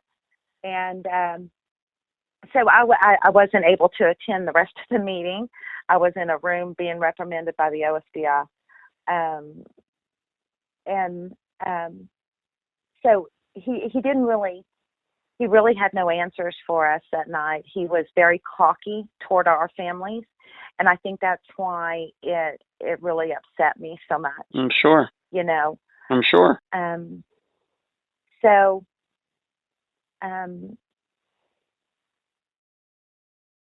Well, did anything constructive come from that meeting? Did the tensions die down?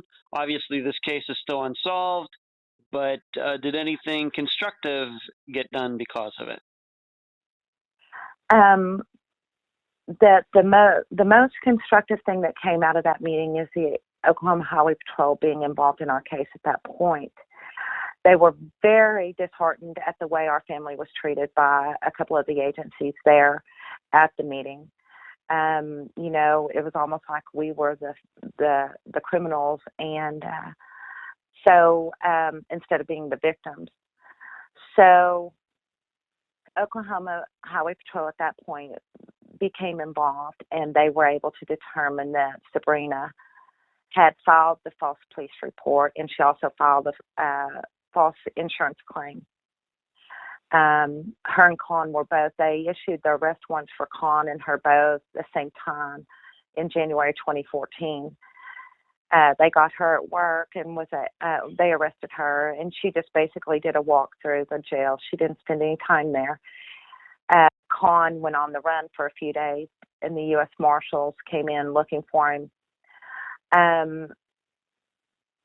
I had gotten a tip of his location and called the U.S. Marshals, and they were at that house, and found out that he had been picked up by the sheriff's son, Willie Russell, from that area.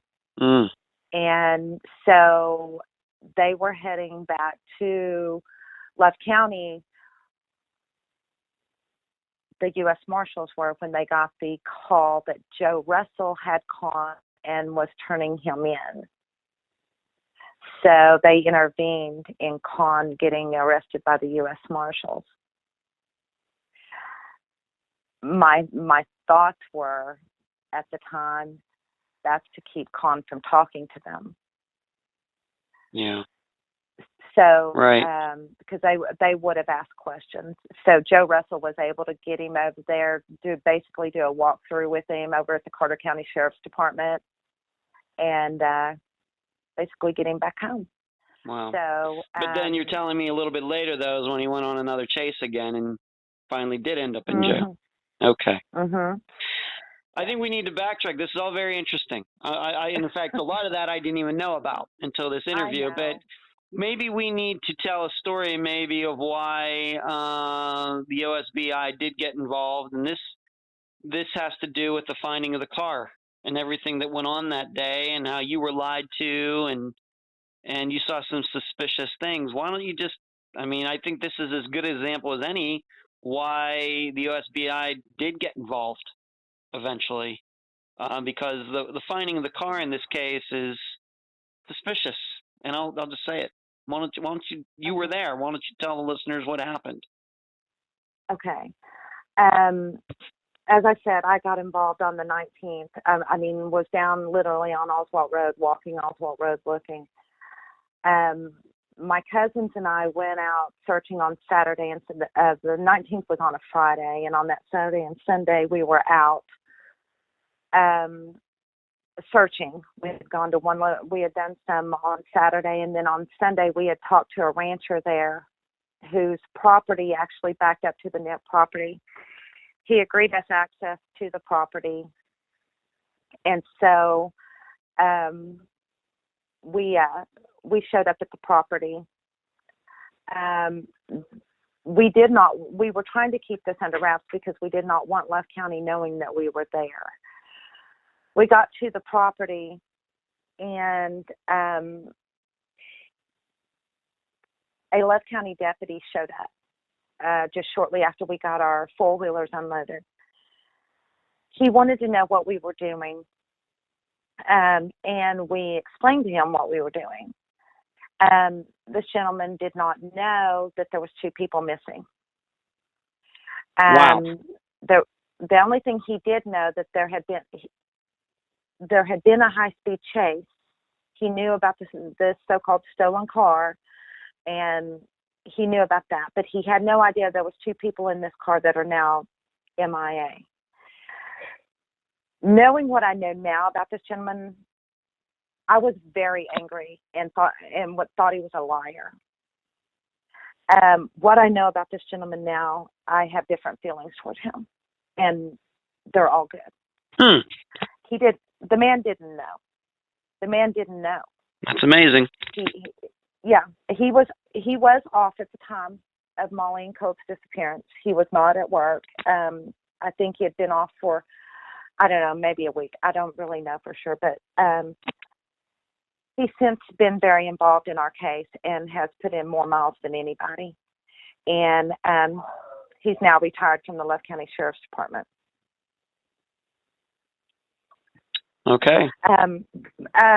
So anyway, we explained to him what we were doing, and he said, well, while we were out doing what we were doing, then he was going to go driving around. Now, he had been a Love County deputy for a very long time. He knew Con Nip, and he knew Con Nip's MO. He knew where he went and what he did. To this day, I just feel like this man was a very naive man and had believes the good in everybody. You know what I mean? I don't think you don't have to make any excuses for him. Just okay. Paula, don't make any excuses for him. Just tell the facts. All right, he's a grown man. He can handle it. Just tell the facts. Okay. So he goes out looking for the car, or looking around, and what we're doing is trying to find the car, but we're having to get on this other property that is backs up to to the Nip property in order to see if we can find this car. So we're out there on this property. We're out there about an hour. When we get the phone, we exchange phone numbers with this deputy, and he called us about an hour into it, and he found the car. In the meantime, within this hour that we're waiting for this phone call, we separated in 2 different groups. There was about 30 of us out there on 4-wheelers. We went in 2 separate directions. One group, we were looking in ravines on this property. We weren't only just trying to get to the Nip property, but as close as we could, but we knew that they could possibly be on this property. So one group went one way, we went another way. Well, the group that went one way, they went in behind Colby's house, Con's uncle and aunt's house.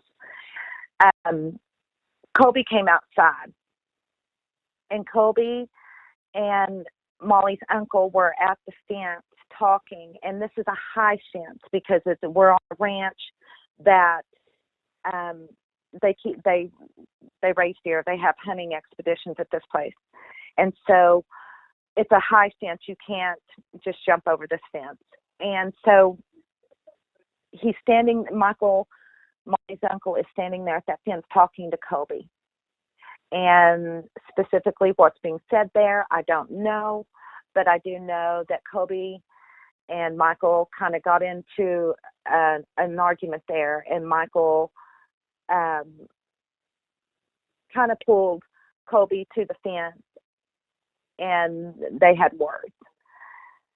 Then we get this call that they found the car. So we all headed back to the location where our vehicles were, and we loaded up the 4-wheelers, and we met this deputy at the corner of Pike and Oswald Road.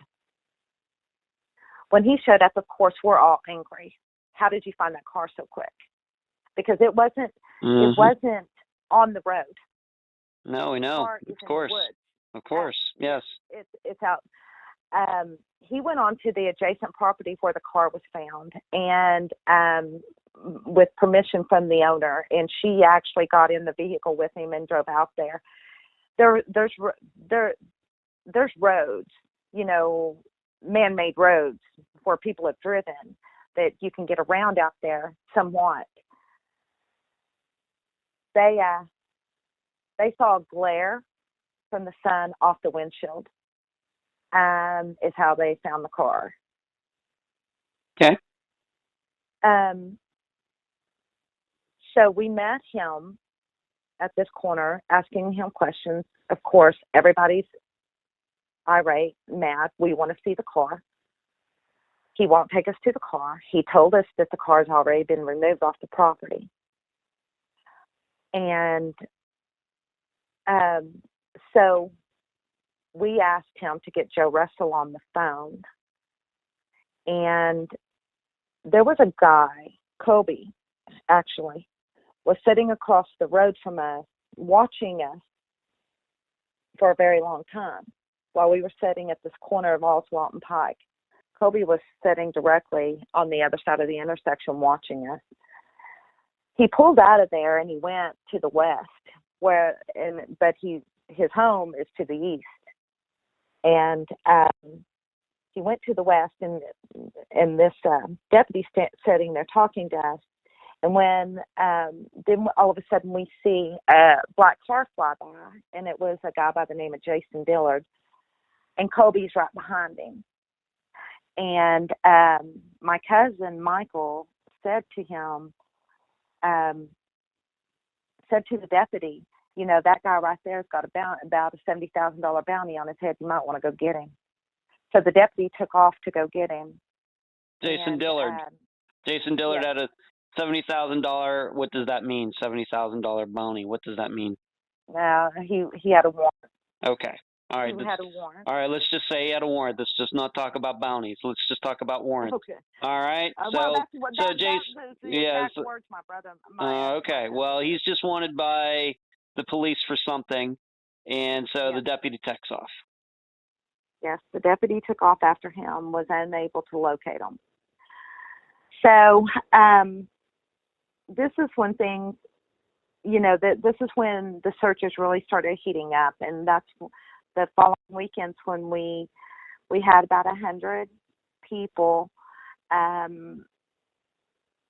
and we searched that property where the car was found. We were able to find out where the car was located. Mm-hmm. And so we searched that property that day, or that following weekend. Everybody was given a specific area where they could not go. Do not, you know, there was maps. Don't go in this area, because we want to make sure people didn't end up on the NIP property and get hurt. Some of the people did. And I believe it was totally by mistake. They were just following a creek bed that ended up on the NIP property. They found some items in that creek bed that made them believe that those things, it was a backpack and something, a shoe, I believe, that they found in this creek bed, and it was on the NIP property. Okay. What about the car? So the car was found. Did they go over it? And in fact, you found out later that the deputy who told you the car had been taken away, that was a lie. That was not true. That was, he couldn't take us. I don't know why he didn't just take us to the car, but he didn't take us to the car. But okay. But that was not true. No, the car was still there. It would have taken longer from the time that we got back to load up our four-wheelers and whatever. We probably still would have beat a wrecker out to this location, because it's so far out from town. So there was no way, and logically we knew that there's no way that car's gone, but we couldn't convince anybody to tell us where it was. Here's where I want to go next in the conversation about the car. Of course, the way I would put it is you were misled about the car being out there. Of course, we had this deputy that lied to you, who I think owned up to it later. You have some very nice things to say about him now, and I think he has regrets about what happened back then. But where was the car taken? To your knowledge, was there any forensics done on it? So let's talk about that now. Okay. The car was taken to a wrecker service in Marietta. it was placed indoors inside his facility, awaiting the Lone Grove Police Department to come and get it or come and do the forensics on it there at their location. Is what they ended up doing. The reason it was the reason they were waiting for Lone Grove Police Department is because that's where Sabrina had filed the report that her car had been stolen. Okay. So it was in their jurisdiction. Okay. To my knowledge, when they came to the location I don't know the date. The date that the car was found was the 21st of July. I don't know the date that they actually showed up to do any forensics. And from my knowledge, the only forensics they did was they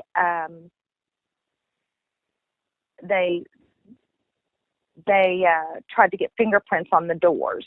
But that's the only, to my knowledge, that was all they tried to obtain.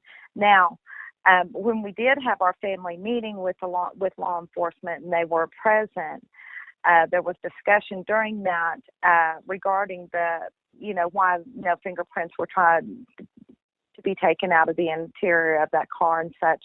And someone there stated that because of humidity and this type of thing, and it had been out there for over 2 weeks, that there would be no fingerprints left, which was discredited by someone there at the meeting at the time. So later on, when the Oklahoma Highway Patrol became involved in the case, the car was totaled by the insurance company. That the car was taken to Oklahoma City and put in storage. It was shrink wrapped and put in storage in the event. I don't really know how long they keep them there, but they take them there in the event there's any criminal activity with that car or anything that comes up in recent months. So Oklahoma Highway Patrol was able to get the car out of storage once they took over the case of the stolen car and the police chase with Con in that car. They were able to get the car and take it to the OSBI's criminal lab or forensics lab, actually, and they tested the inside of the car for blood. I would rather not discuss their findings in that, but okay. They wanted to see if they could see if there was a crime that occurred inside the car. Like I said, I won't discuss their findings in that, but so there was some other things done with the car even after the Lone Grove Police Department released it. Okay. Well, it's good to hear that they did that, because I can tell you that in many cases that I've covered where cars are a part of the disappearance, of course, Thomas Brown's case is one that comes right to mind, that in many of those cases, they just returned the car to the family the same day. So that they actually went over the car that Con was driving. I know it's not his, it was Sabrina's, that they did that they checked it over, that they shrink wrapped it, saving it for the future, and then another department got to look at it. That is a lot more than I've heard in most other cases. So there's that. Well, I will say, please. Once Lone Grove Police Department released the car, did what they needed to do with the car and such, then Sabrina was called to come down there and go through the car and get what she wanted out of it. Okay. So, but no, there was never an inventory of the car. Knowing that 2 people were missing from that car, there was never an inventory of things inside the car and that type of thing. However, when the car was still in the location that it was found, I obtained pictures that were taken of the car and of the interior of the car and of the trunk of the car. I know everything that was in that car. So, do you have those pictures? Still have them? Yes, I do. Would they be available for me to post on the Facebook page, or is that something that is private at this time? I have posted a couple of those pictures on Operation Find Molly Miller. Okay. And I I could probably share a couple of those with you, and it might make people, and by doing that, and this is why I initially did it on her page, is because, you know, when people think of this incident that happened, they think of an actual wreck that happened. Yeah. You know, where the car is just mangled and it's $18,000 worth of damage. I mean, that makes you think that that car was just crushed up. Yes. Well, that's not at all how this is. That car, from appearances, looking at the car, it appears that you could still drive it almost. You know, there's some front end damage where the bumper was ripped off and that type of thing. But by all appearances, it appears that the car is drivable, but it's not, because there was so much damage done from the terrain they took that car through. Okay. So I think it would be beneficial for people to see and understand it wasn't a wreck in the way we all think of a wreck. But I think a lot of people are confused about that. Okay, well, would like to straighten that out. I know that the listeners, of course, are not going to hear this until July 5th. But hopefully in the meantime, if you can get some pictures to me, I would gladly post them in the discussion group on the Facebook page, on Instagram, so people can have a better understanding of that. So maybe we can make that happen. You did tell me, though, that there was a broken window on the car. Is this something that we believe happened during this chase, or, you know, any ideas regarding that? Yes. The window was broken from the outside in. So there was some glass on the ground, but a lot of the glass was all inside the car. I think law enforcement has a very good idea of where this particular, where that actually happened, and I'd rather not get into what they know. Okay. And so regarding the case, but so they have some theories about that as well. Okay, so you're saying that this window was not broken during the chase while the car was moving. We are to believe that the glass was found on the ground where the car was found. It wasn't where the car was found, but okay. We'll just leave it at that. We just want to leave it at that. Okay, we'll just leave it at that then. I got you. Okay.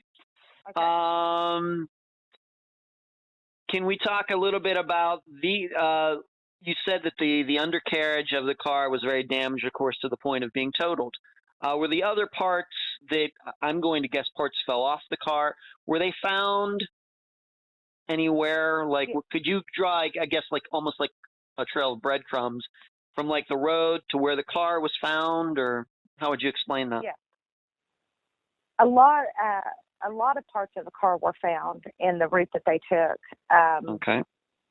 And they have those in evidence. But yes, there was basically, like you said, breadcrumbs of car, you know, in the direction that they came from. So, and those were collected. Okay. All right. So the car was gone over. Where is the car now? It went back to storage in Oklahoma City. Okay, so it is still saved, I guess, saved somewhere in some warehouse or something, in case this, if this turns out to be a criminal situation, that it can be used. Once again, if something, a charges should arise from this chase and disappearance. Right. Okay, great. Okay, next thing, let's talk about the phones. I think the phones, of course, play a major part in this disappearance, being that you have so many calls from Colt and Molly trying to find their way out of wherever they were. It sounds to me like they didn't know where they were, especially since this DJ guy ended up going on some totally different road 10 miles away. But were the phones pinged? And can you talk anything about that phone information? As we've already talked about the calls, but the actual pings of where Colt and Molly were. During the chase, the way they obtained that Molly and Colt and Conwell together, they were pinging off the same locations at the same time. And once it was determined that they were missing, they were people trying to locate them and stuff. Then the electronic data was collected from the cell phones or from the towers. They know at the time. I'm not going to get into much detail in this, but they know that still at the time that Molly, Colt, and Con phones were pinging in very close proximity. Okay. Okay, and if you can say, we know that their phones were turned off. Maybe the batteries died. We don't know. Within a few minutes of each other. Those last pings, were they close to where the car was found, or were they found like? Does it seem like? I guess what I'm asking is, does it seem during the night into the morning that they walked far away from the car and trying to find their way out, or were those pings still very close to the car? I would say very close. Very close to where the car was found. Okay. Now, you and I had talked about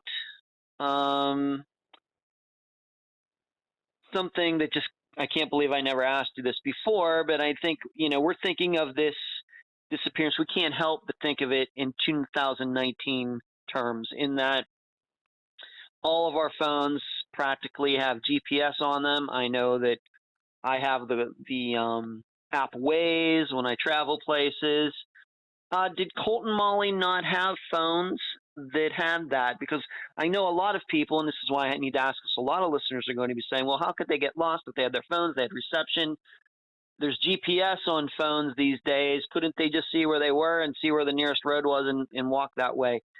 Can you answer that to your best of your knowledge? Any insight into that? Well, the only thing that what I really think is that our phones didn't have that capability. I believe that both their phones were just Trakfones. They were not a smartphone. It was in 2013. Molly had an iPhone, but she did not have that phone with her. She had been grounded from her iPhone, so she obtained another phone, and I think they call those Trakfones. I'm not really sure. They do. Yeah. Okay. That's the term that I've heard. So I'm not, either they weren't thinking clearly enough to think of doing that, or they didn't have the capability to do that. So I honestly don't know. Okay. I've talked to somebody very close to Colt in the past, and they said Colt was terrible with direction. He could be in a town that he lived in forever and still not know north, south, east, or west. He was just terrible with direction, and he got turned around very easily. So that made them, believe that Colt was just totally disoriented where he was. Okay. Because he was not good with direction. Okay.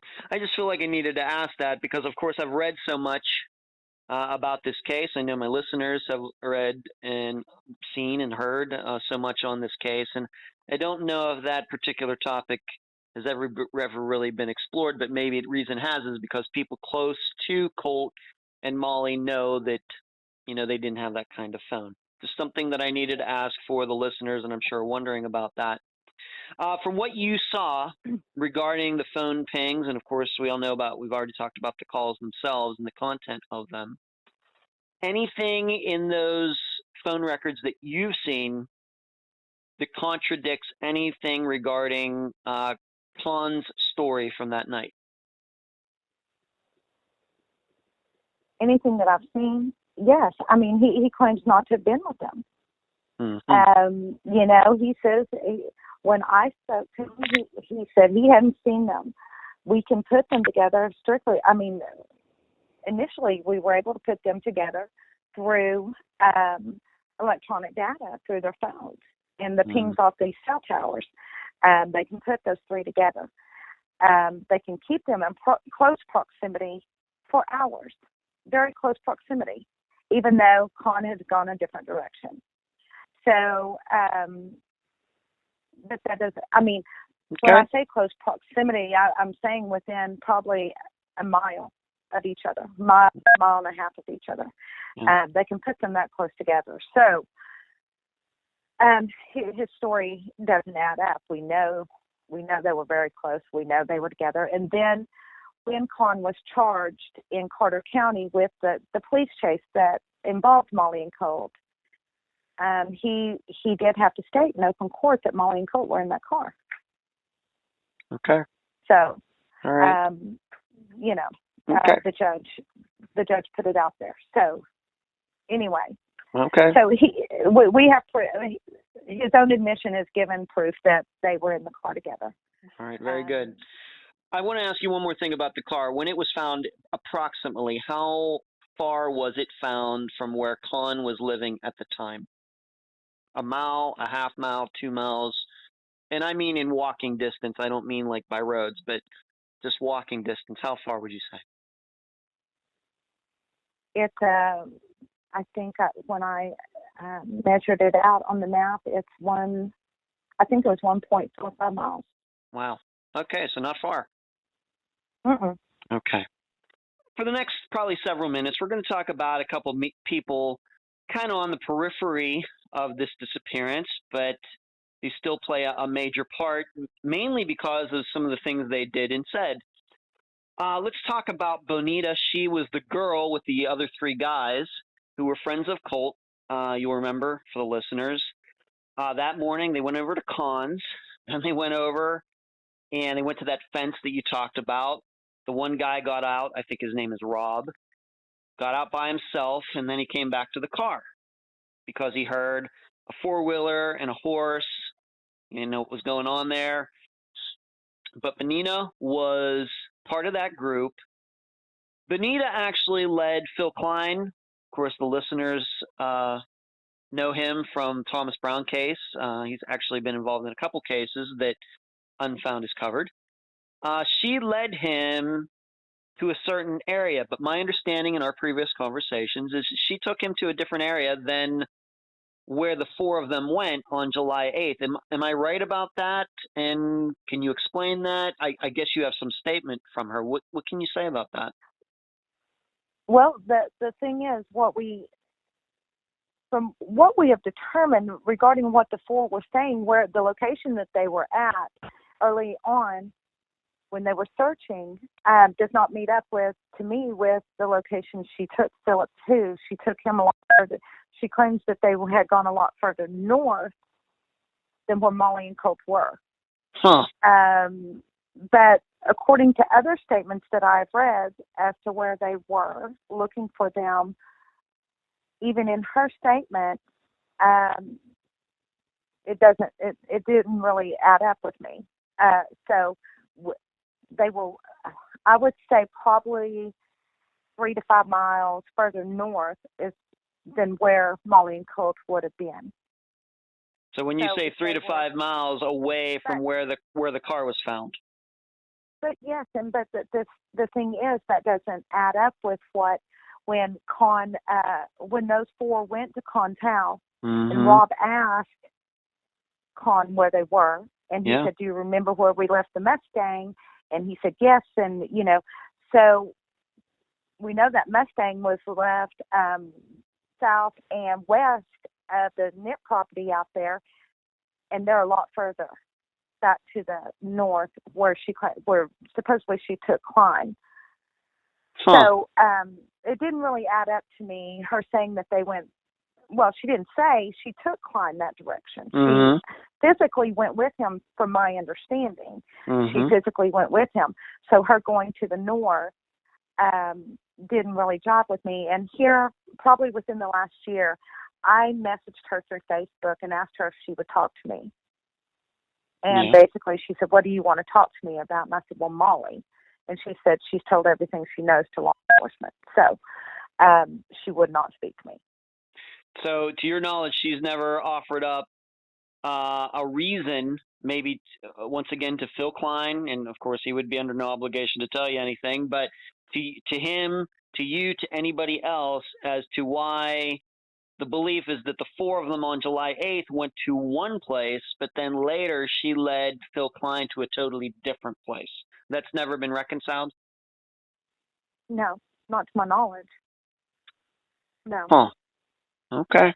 So I mean, I'm not the one who interviewed her or spoke to her directly, Mm-hmm. but I know what she told law enforcement early on.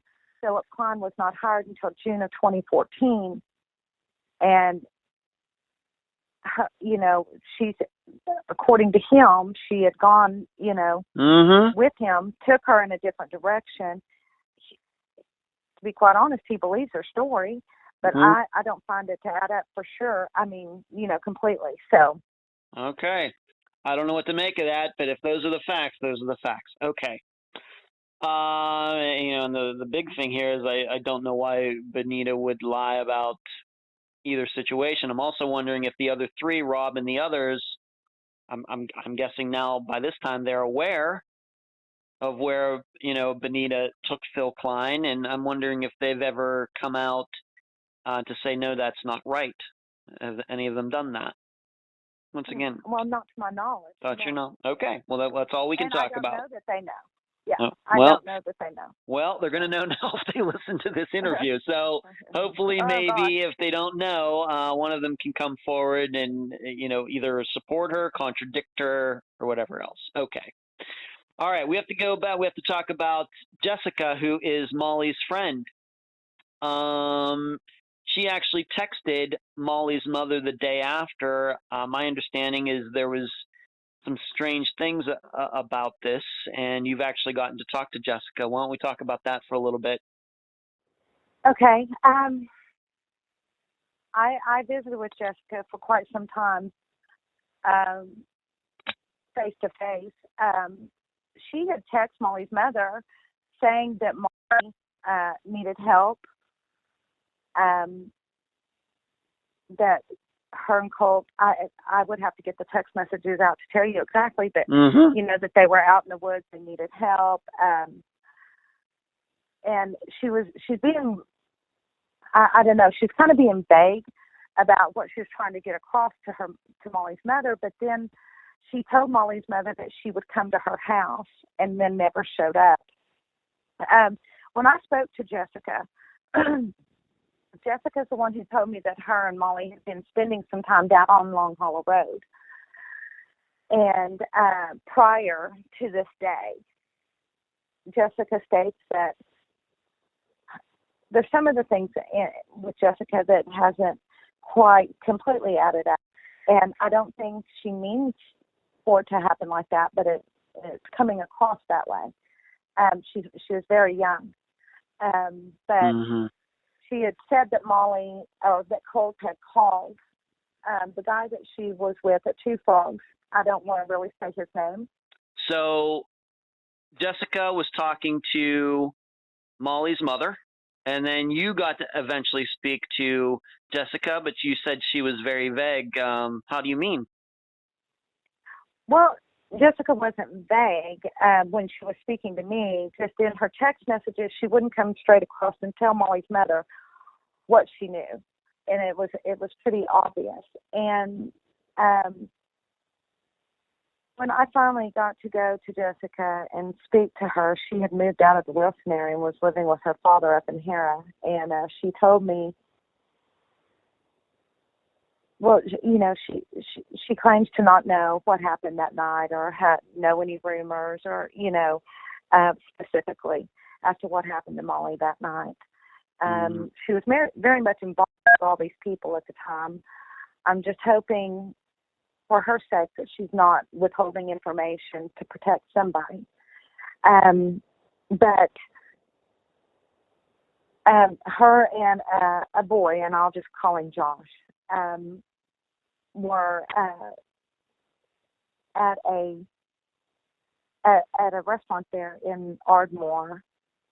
Jessica says it was around 1 or 2 o'clock in the afternoon when Josh got a phone call from Colt, and she told me that Josh had the phone on speakerphone so she could hear it. She said she never heard Molly's voice, Colt was talking, and sometimes he would talk to Molly, but she never heard Molly. Do you know what I mean? assume that was around 1 or 2 o'clock in the afternoon. And she says that Colt said in this conversation, when they get back, he's going to make Molly kick rocks, meaning he was ditching her, whatever. Mm-hmm. But I can tell you, according to Colt's phone records, that conversation never happened. That phone call never happened. And so, I mean, there was a lot of people still trying to get a hold of Colt, after his phone. After he quit making calls from his phone, people were still trying to get in touch with him. But there was no communication with him after that. Okay. So. And did you tell me something about Jessica with texts, and then she claimed it wasn't her? Yes. Early on in the texts that were coming into Molly's mother, there were some text messages. There were some text messages coming in, and then regarding Molly, what's going on with Molly and stuff. And then at some point, then Jessica texts her and says, "Melissa, I just got my phone back. Somebody else had my phone. Those were all them texting you." When in fact, it was her. She was texting Molly's mom and saying these things. I haven't read this text in a long time. She says here to Melissa, she says, "Listen to me. She has been staying in Ardmore with Colt Haynes at his friend's house. I begged her to come with me, but she wouldn't. I left her my clothes and stuff because she had nothing. But I went and got all my stuff. She was in the car with Con and Colt when the police was chasing them night before last. And Con left them. Last I heard, they were on Long Hollow Road outrunning them, but she has been up for a week or more, and Colt had enough battery left on his phone to tell me that they got out of Con's car and started walking, and they don't know where they are. And without any food or water for that long and passing out in the woods, it is really bad. I'm scared to death, and I have done everything I could. I've done everything I could to. She did me wrong. She is my sister for life. But when it comes to this, I'm going to tell what's going on." That's the part that I was. Mm-hmm. That was the part when. Any idea what that means? Wrong. No. And is this also, though, the text that then Jessica later disowned and said it wasn't her? Yes. Huh. Okay. No, they wouldn't be by Cons because they would know where they were. They outran the cops through Lone Grove, and then at some point Molly and Colt split up with Con. I guess they lost him, and Molly and Colt are still in the woods, probably sleeping because she hasn't had any rest. Are you at home? If so, I will come by later and tell you everything I know and how everything started. But she never, but you already said she never came by. She never did. Okay. Melissa, Molly's mom's begging her to come over through text message, and then Molly's mother says, or Jessica says, I will as soon as we get this truck started, and I have another person sitting right next to me that cares for that girl too. I promise I will be there, okay? Or I promise I will be there. Melissa, Molly's mother's begging her to hurry. She's scared, blah, blah, blah. Then Jessica says, "We are coming to talk to you right now." Melissa says, "Okay." And then that was it. And then once again later, to ask you again, just to clarify this, she says later that Jessica totally disowns those texts and says it wasn't her. It's in these texts. I'm trying to get there. Okay. Okay. That's fine. Okay. Here it is. This is Jessica. I got my phone returned to me today by a girl I didn't even know, so I'm sorry about whatever messages were sent or said. Molly is in danger, more than likely, and honestly, I don't think you really care, because if you did, you would have been down Oswald Road looking for your daughter, or even having some faith in her that she can stay clean.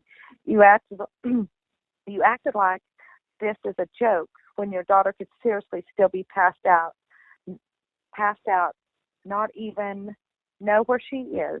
That girl is my best friend in the world, and she done me wrong a couple of days ago, but I love her with everything in me, and I pray that the son of a bitch she left with didn't just drop her off somewhere, because that's the kind of people they are. I'm sorry if I sound rude or hateful, but she don't need rehab. She needs family support just like I do. So Jessica is owning up to that, but everything you read before that, she doesn't. She's claiming that her phone was taken by some other person who she doesn't name, and then says she got it back, and she goes, "I apologize for anything that was sent to you." Right. But if you heard the part where she says a couple of days ago, she done me wrong a couple of days ago. Well, this other girl that's apparently texting earlier says the same thing. She done me wrong, but she's my sister. So, and then Jessica, when she supposedly gets her phone back, she done me wrong a couple of days ago, but I love her with everything in me. Okay. So. Okay, I think we got a very good handle on that now. You got to speak to Jessica later, and has she ever explained? Has she ever given the name of the person who had her phone? And has she ever said how Molly wronged her? No, that's never. She has never answered those questions. Okay. And Molly, I believe it was Molly's mother who has addressed that with her, and they have never been answered. When I spoke to her, I didn't address this. She knows that I have the text messages. I believe I did address that with her. Asked her who the person was with her in the car when she was going to see Molly's mother and such. But this was not. No, this was not addressed with her. Do you? Let me just ask you. Let me just ask you this straight out. Do you think that was Jessica texting all those messages? Just what you believe. We have no proof of this. Just what you believe. Do you think it was Jessica that just texted all those? I do. Okay. Do you think of any? Can you think of any reason why she would disown some of the texts and then take credit for the other ones? I really don't know. That I wish I knew, but I don't know. Okay. Well, we're just gonna have to leave it at that. Okay. Okay. So just another strange part of this disappearance. Somebody who's a friend of Molly's who's changing stories and making up stories that I have to say don't sound believable. Okay. Let's talk about Colt a little more. And the main point I think that a lot of people are going to be wondering about is what was Colt doing with Con in the first place if these two did not get along? And I suppose the best reason to believe that they were not friends is because of this girl that both of them dated, and of course Colt had a child with her. Any idea what they were even doing together if they didn't even like each other on July 7th? For me, that's pretty much the $1 million question. To be quite honest, I don't know for certain. What I believe is a drug deal. That's why I believe that they were together. I know more specifics about the drugs and where they came from, who they belonged to, and what type of drugs it was.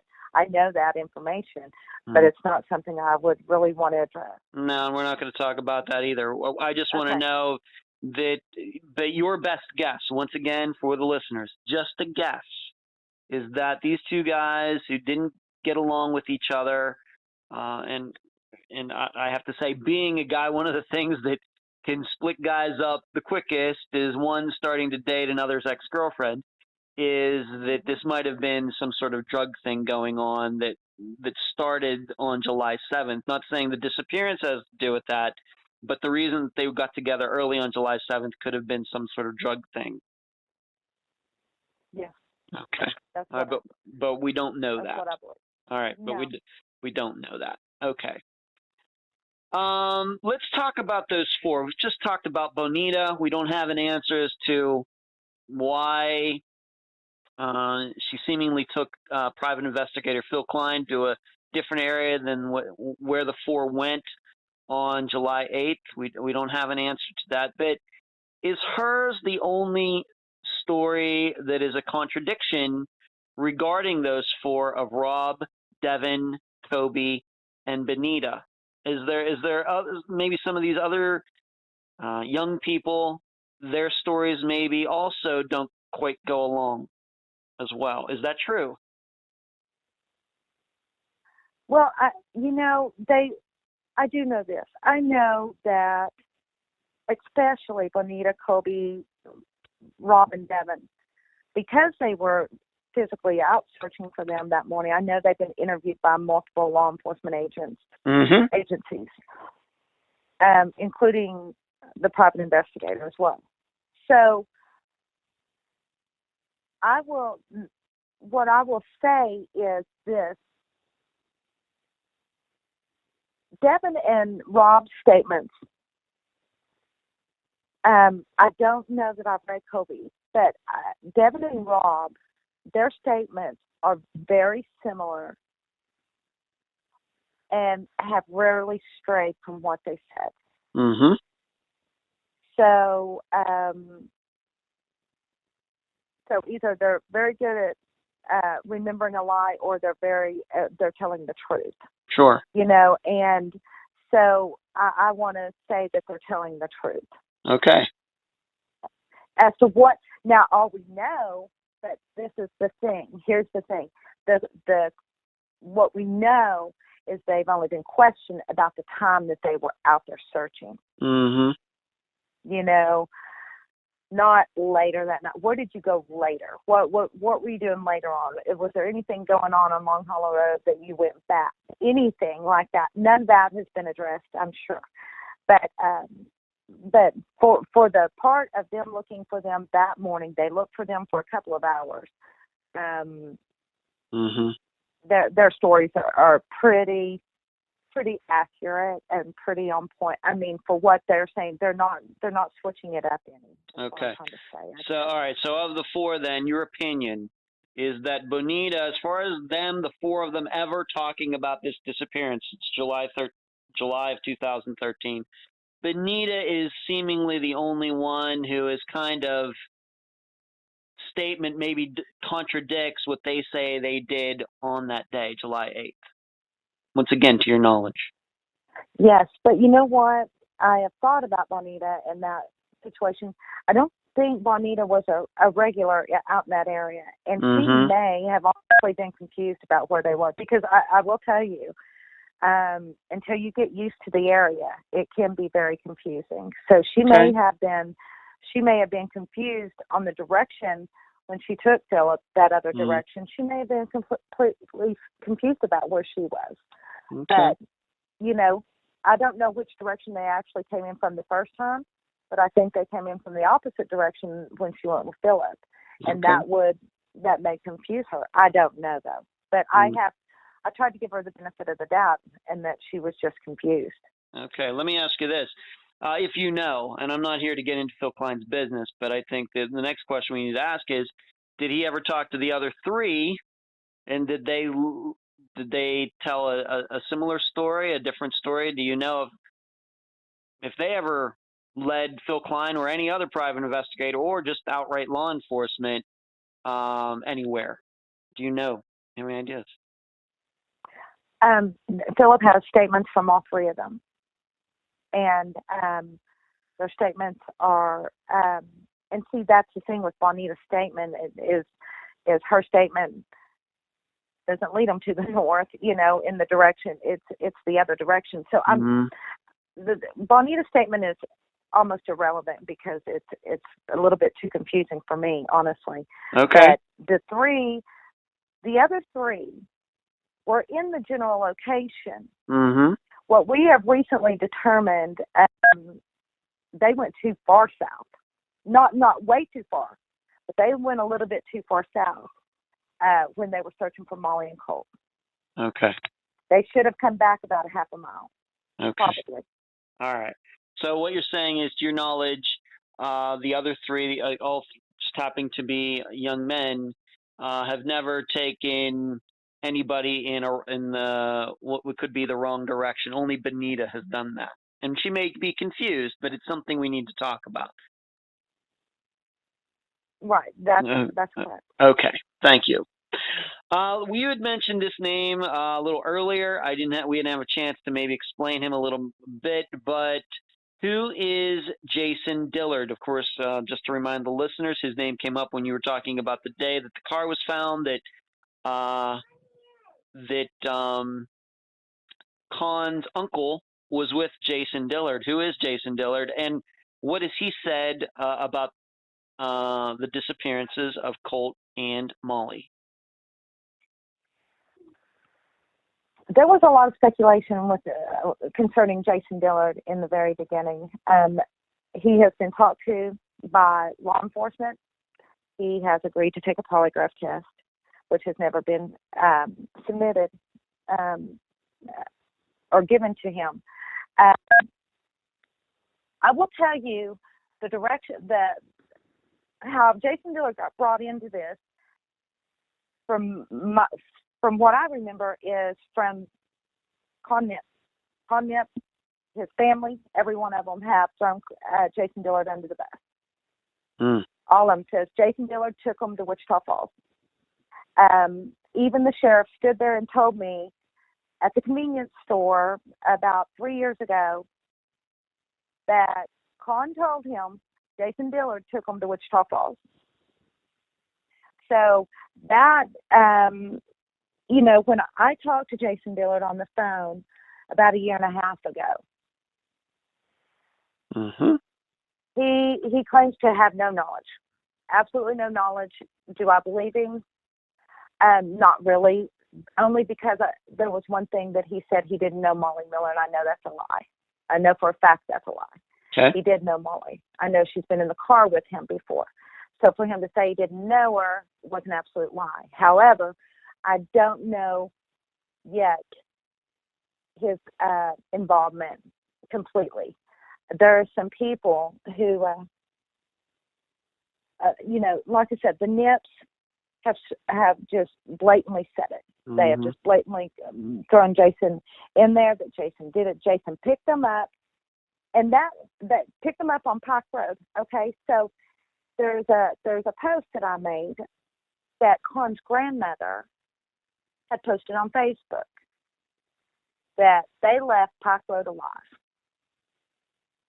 Well, what she's referring to is Jason Dillard picked them up off Pike Road, because that's the story that they want to put up there now.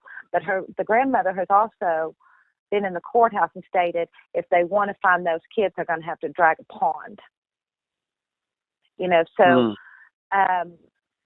So that's how Jason Dillard, to my knowledge, I can't speak for Molly's uncle and grandfather as to, because I know her uncle has spoken to Jason as well. Okay, let me ask you this: what you know about Jason Dillard, and we don't need to do a whole biography on him, but would he be the type of guy to just sit back and just let these people? Are you surprised that he's just sitting back and letting these people just say these things about him, whether they're true or not? Are you surprised that this continues to happen, given his reputation? Yes, because I've talked to a lot of people that have had dealings with him, girls in particular, and he, from the women I've talked to and who have been a victim of his in some way,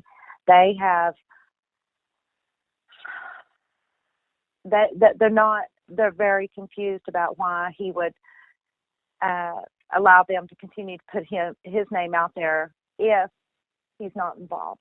Okay. Now, so that brings up the question as to, then he's involved, so he must be involved for him not to be retaliating against these people. But so I tried to set up the polygraph. They agreed to do it. that gave me their reasons why they really didn't want to do it. And who is they? You're going to have to explain who they is. The OSBI. Who were you trying to set a lie detector test up for? Who was going to be tested? Jason Dillard. Jason Dillard, okay. Because he told me on the phone that day, if I would set up a polygraph, he would take it. And so I spoke to the OSBI agent. They had set him up for a polygraph before. The polygraph examiners were concerned about the questioning that was going to be done. So they convinced them at the time to not do it. And so they did not perform the polygraph on Jason.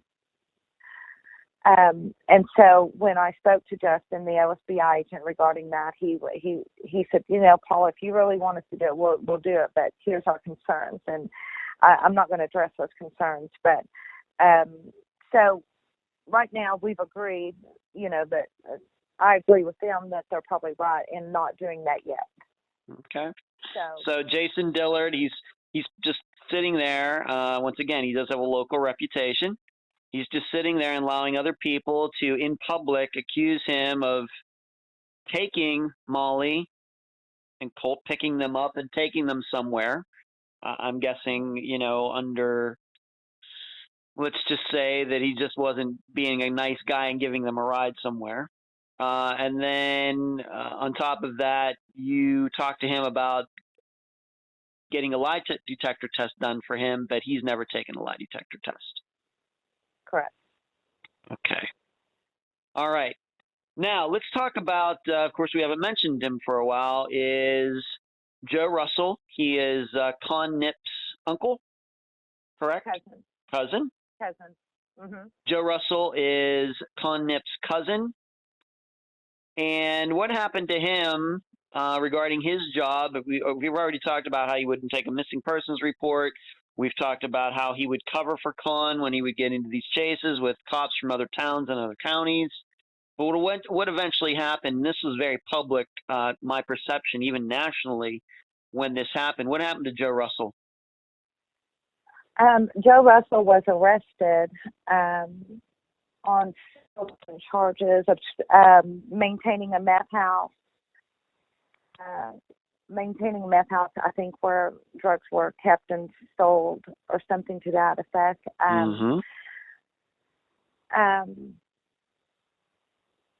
I can't remember the exact charges right now.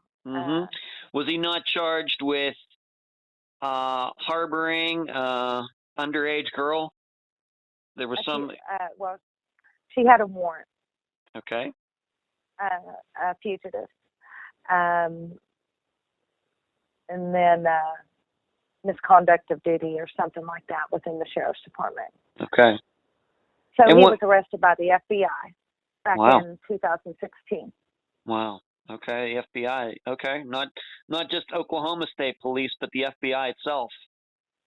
Yes, the FBI arrested him. Oh my gosh. Okay, I don't think I knew that. And has he spent any time in jail? And I seem to remember, although I don't have it in my notes, I think that there was maybe a local TV station or some sort of show that actually went up to his place and was trying to interview him, and he was yelling from inside. Maybe you've seen that too. And Crime Watch Daily. Okay, Crime Watch Daily. Thank you. And I'll be sure to link to that so everybody can see that. Probably on YouTube. And did he go to jail? Is he in jail? What all happened because of these charges? Well, no, he did a walkthrough at the jail when he was arrested, and was allowed. He didn't spend the night in jail. And then, over the course of a few months, how courts work, it takes time. But everything was pretty much dropped, if I recall, and he was given a misdemeanor charge. And then the Attorney General of Oklahoma started proceedings to remove him from office, and he resigned. Okay. Within a few months after, I believe. So it was in November, and the election was coming up. And so the new sheriff, the guy who was running for sheriff, he was the only one to run for sheriff, so he just took over at that point. You know, these charges came about due to a testimony from the federal grand jury. Joe Russell and his son is serving time in federal prison right now for selling drugs to an undercover agent. They got him to leave Love County and come into Carter County, and they were able to get him. But it was initially a state charge, and then the feds took the case, and the state dismissed it.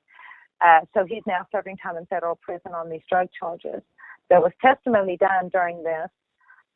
Federal grand jury convened, and this is what brought about the charges of Joe Russell. There's also mention of Molly in there in some of the testimony, and I have never shared this grand jury testimony online to this point. I've had it, since 2016. But I will send you a link if you would like, and anybody that wants to know, read that. They're more than able to read it there. Okay. And weren't there allegations that Joe Russell was even allowing his son to sell drugs right out of his sheriff's patrol car? Yes, that testimony is in there as well. That, you know, he would, and the girl who was with his son when they would sell the drugs was giving the testimony. Okay. So yes, and they also testified to, you know, Joe would go down to the river, handcuff a couple of girls in bikinis and tell them they're being arrested for public intox and take them back to his house and make them shoot them up. Well, his son and others that would be there would shoot them up with drugs and make them dance for him. Let me just be clear. This is things that are in the grand jury testimony. Yeah. Okay, so this isn't something that's just some rumor, but this is something that was said in a grand jury testimony in Oklahoma. Under oath. Under oath. Okay. All right. All right, so he's a bad guy. He's out of office. His son's in, but he did very little time. And then his son, though, is in federal prison now to this day, 2019? Yeah. Okay. Okay. No, actually, no. I'm sorry. No, he is out.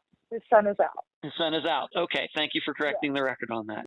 Is this the same grand jury or is this a different grand jury where they talked about Molly and once again, I don't like to entertain rumors and things on this program, but if somebody's going to say it under oath in court, then I think we have to talk about it, if you can talk about it. Molly was brought up in some grand jury testimony, and somebody testified that something had happened to her. Can you talk about that? It's in the same federal grand jury testimony. Okay. So what you're saying is in the same grand jury where they talked about Joe Russell and his son and the drug activity, Molly's name also came up, and there was someone, we're just going to leave the person's name out of it. We're going to do that because this is under oath, and that should be good enough no matter who it was. This person said something about Molly and what happened on July 8th. What did this person say under oath in a grand jury testimony? Okay, I'm just going to put it in their words, okay? Okay, so please, please. They asked her about 2 years ago, there was a man and a woman who went missing in Love County. She says yes. They said, do you know their names? She said, Molly, Miller, and Colt Haynes. He says, approximately how old were they? She says, Molly was 18 or 17, and Colt was like 18 or 19. They asked her, and close in time that went missing, do you know who they were with? She said, Con Nip. He said, okay, so one of the last people that saw those two people alive was Con Nip. The man you mentioned has been cooking meth. She said, yes. He says, how do you know that? She says, he had went to a party, and he had went to Lone Grove where Molly and Colt was, and Con picked them up and was bringing them back down to Colby Barrett's house to pick some more dope up. He says, "Who told you that?" She says, "Willie." He says, "Willie told you that Con did this?" She says, "Well, yeah, the high-speed chase and stuff." He says, "Well, and then she says, "Well," she says, "Yeah, but Con told me that that he was with them." He says, "Okay, that's what I'm trying to find out." She said, "Yes." He says, "So Con told you that he was with Molly and," she says, "Colt." He says, "Colt, question mark?" She says, "Yes." He says, "They were partying at this one location. What was the name of that location?" Answer, Sabrina Graham's house. Question, and they ran out of dope? Answer, yes. Question, and so Con Nip and Colt and Molly went back to Colby Barrett's house to get more drugs? Answer, yes. What happened at Colby Barracks? They had a huge party with the dope that Colby Barrett had there and had ran trains on Molly. And so from that testimony, are then we to understand, once again, us, the public, myself, the listeners, you, other people, that this gangbang, this sexual encounter that Molly had was after the phone calls ceased on July 8th, 2013. Is that the way you understand the testimony that was given that you're reading there? Well, I honestly don't know. And the reason I don't know is because there's no date. She doesn't mention the date. She's speculating that it's on that date. But she does mention the high-speed chase. Okay. I guess what I'm saying is, did this sexual encounter happen before the chase or after the chase? The way you read the testimony. The way I read the testimony, after. After. Okay. All right. So then I have to ask you this. So we're going to all tie this up, try it as neatly as we can. In your opinion, once again, you've seen the cell phone records, you've seen the phone calls and everything.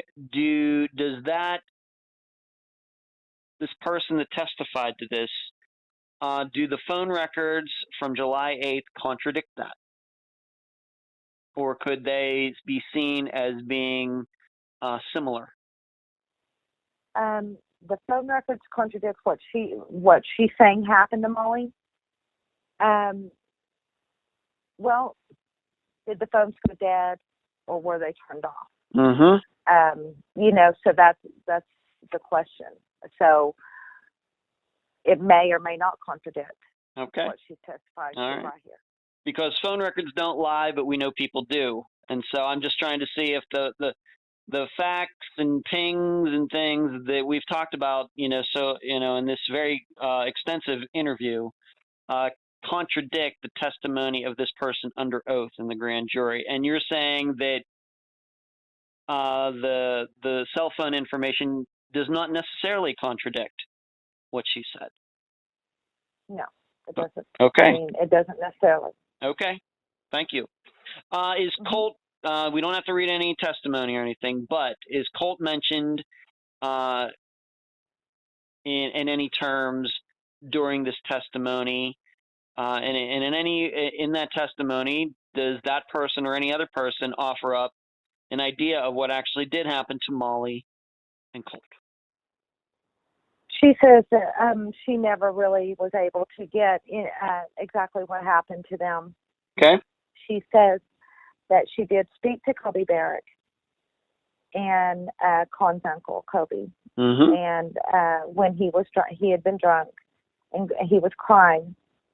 And she asked him if he knows something, why didn't he just try to bring the kids home? Mm-hmm. And he said,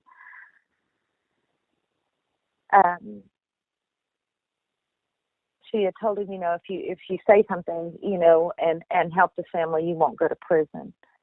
And she said he started crying, and he said, if something happened on your land, would you not cover it up to cover your ass? You know what we do down here. We can't tell the cops. She said this this person said this under oath in that grand jury, that you're reading right that from the grand jury testimony. Correct. This isn't just some person talking out in the street. This is under oath. Correct. Okay. All right. And when was this grand jury again? Give us, please, the date. If you can tell us, when was this grand jury done? July 14th, 2015. Wow. All right. So 4 years ago. And unfortunately, even due to that testimony, this case is still unsolved. Okay. All right. Let's move on to this. Lots of rumors in this case. You know that, and of course you and I, of course, off the record, have gone through them, and but we don't do rumors on Unfound. We've tried to just stick to, once again, grand jury testimony, phone pings, people you've talked to, people you've seen, people you trust telling you things. Any idea why there have been so many rumors regarding this case? Of course, I know you don't live in the area, but you've gotten to know some of these people and everything. Any insight you can give the listeners as to why the rumors have run the gamut over the last 6 years? So, a lot of the rumors were started by Con himself. Several of his friends have told stories that Con has said, and they say they feel like Con is setting them up to see if he tells the story. Because if that story got out, he knows where it came from. So honestly, it's a game to him. And just a misinformation campaign has gone on since day one. Mm-hmm. The first one was Molly went to Wichita Falls. That was followed up on. Law enforcement went to Wichita Falls. That stuff was followed up on. So it's not like we didn't take that serious enough to look into it. So that's partially why, is because a lot of rumors were put out in the very beginning just to keep people going down rabbit holes. Okay. So if I may maybe go ahead. I'm sorry. Go ahead. Fortunately, when you get a lot of rumors, some of them are consistent with other information, and that you can piece together some of this information and get a theory, because there's a little piece in every rumor. It has appeared that we're getting a little piece of truth in every bit of it. You know what I mean? And so maybe. Well, no, I believe we've got some things going, and we believe that to be the truth. That there's several rumors. Mm-hmm. When you get a same story within a rumor, that you've gotten before, you kind of start putting pieces together. And we've gotten a lot of tips, hundreds and hundreds of tips on this case. I know. And so, when you start, there's people that are looking into analysis. They're doing analysis on all these tips, and where they can take pieces of these tips and the consistency of that information and all of that and put it together. So,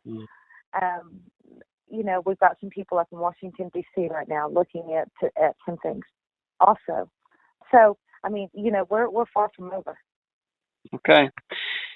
So I guess to kind of condense this down, is your opinion is that it's Con himself who's starting these rumors on one hand, but on the other hand, he's still saying to this day, of course, I guess maybe he eventually had to admit it, that he wasn't even with Colt and Molly that night. So on one hand, he's claiming he has no knowledge of anything going on with them, but on the other hand, he's the one starting the rumors as to what happened to them. Mm-hmm. Okay. Right. Okay. I'm just going to ask you some of your beliefs about all of this. Do you think Molly and Colt were actually in the area that Con said? What I mean by that is when he told that group of four that they were down by where that Mustang was, do you think that is where Molly, do you think Con was telling the truth when he told the group that? Yeah. You do. Okay. Yeah. Okay. And is it your opinion that, looking back at it now, do you think that had those 4 people, whether Benita got the directions wrong or not, do you believe on that morning that those 4 were very, very close to finding Colt and Molly, but they left maybe a little too quickly? Yes. Okay.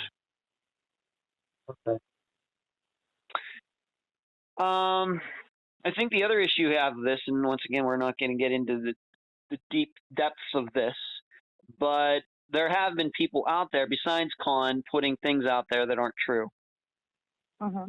Okay. How do you feel about that? Well, I mean, it makes you angry because, I mean, you know, at this point, you kind of figure out who the people are who are putting out the misinformation and whether you can believe it or not, you know. And it makes me angry because, you know, this isn't a game to any of us. You know, we're generally looking for these missing people who have people that love them and just want them home. And so it's just, people are just heartless. And one thing I've learned over 6 years, because we're coming up on the 6-year anniversary, there are some really good people out here. Yeah. But there is an awful lot of bad. And I don't think I even knew how much until this happened. Yeah. So, yeah. So for the people that's throwing out rumor or whatever, and whatever the reason is behind it, I mean, that does me no good to worry about you. You know, I don't. We pretty much know who to listen to and who not to now as soon as their mouth opens generally. You know, and I've paid people just to come to my house to tell me things because people, I need to say this, because people claim to be scared. They don't want to be seen with me in public anywhere in the area. I have paid people, given people gas money to come to where I live, so they can feel safe enough to sit down in my living room and talk to me. And there is nothing to be scared of. You know, contrary to what, you know, okay, these are bad people. They were doing bad things. They were breaking the law. Okay, that's what they did. That's their lifestyle. But in my heart, I do not think they set out that day to hurt Molly and Colt. I do not think that this was something, we're going to go pick them up and this is what we're going to do to them tonight. But I think I think things got out of hand with all of them. So I don't think that this was a situation where these people were going, that their type of criminal activity was for fun. They wanted to have fun. They liked to party it up. They weren't out to hurt these people, is my belief. I could be wrong. And I tell you what, lots in law enforcement can disagree with me on this. Lots. But, you know, I want to have some sort of hope that they didn't set out to hurt these 2 people.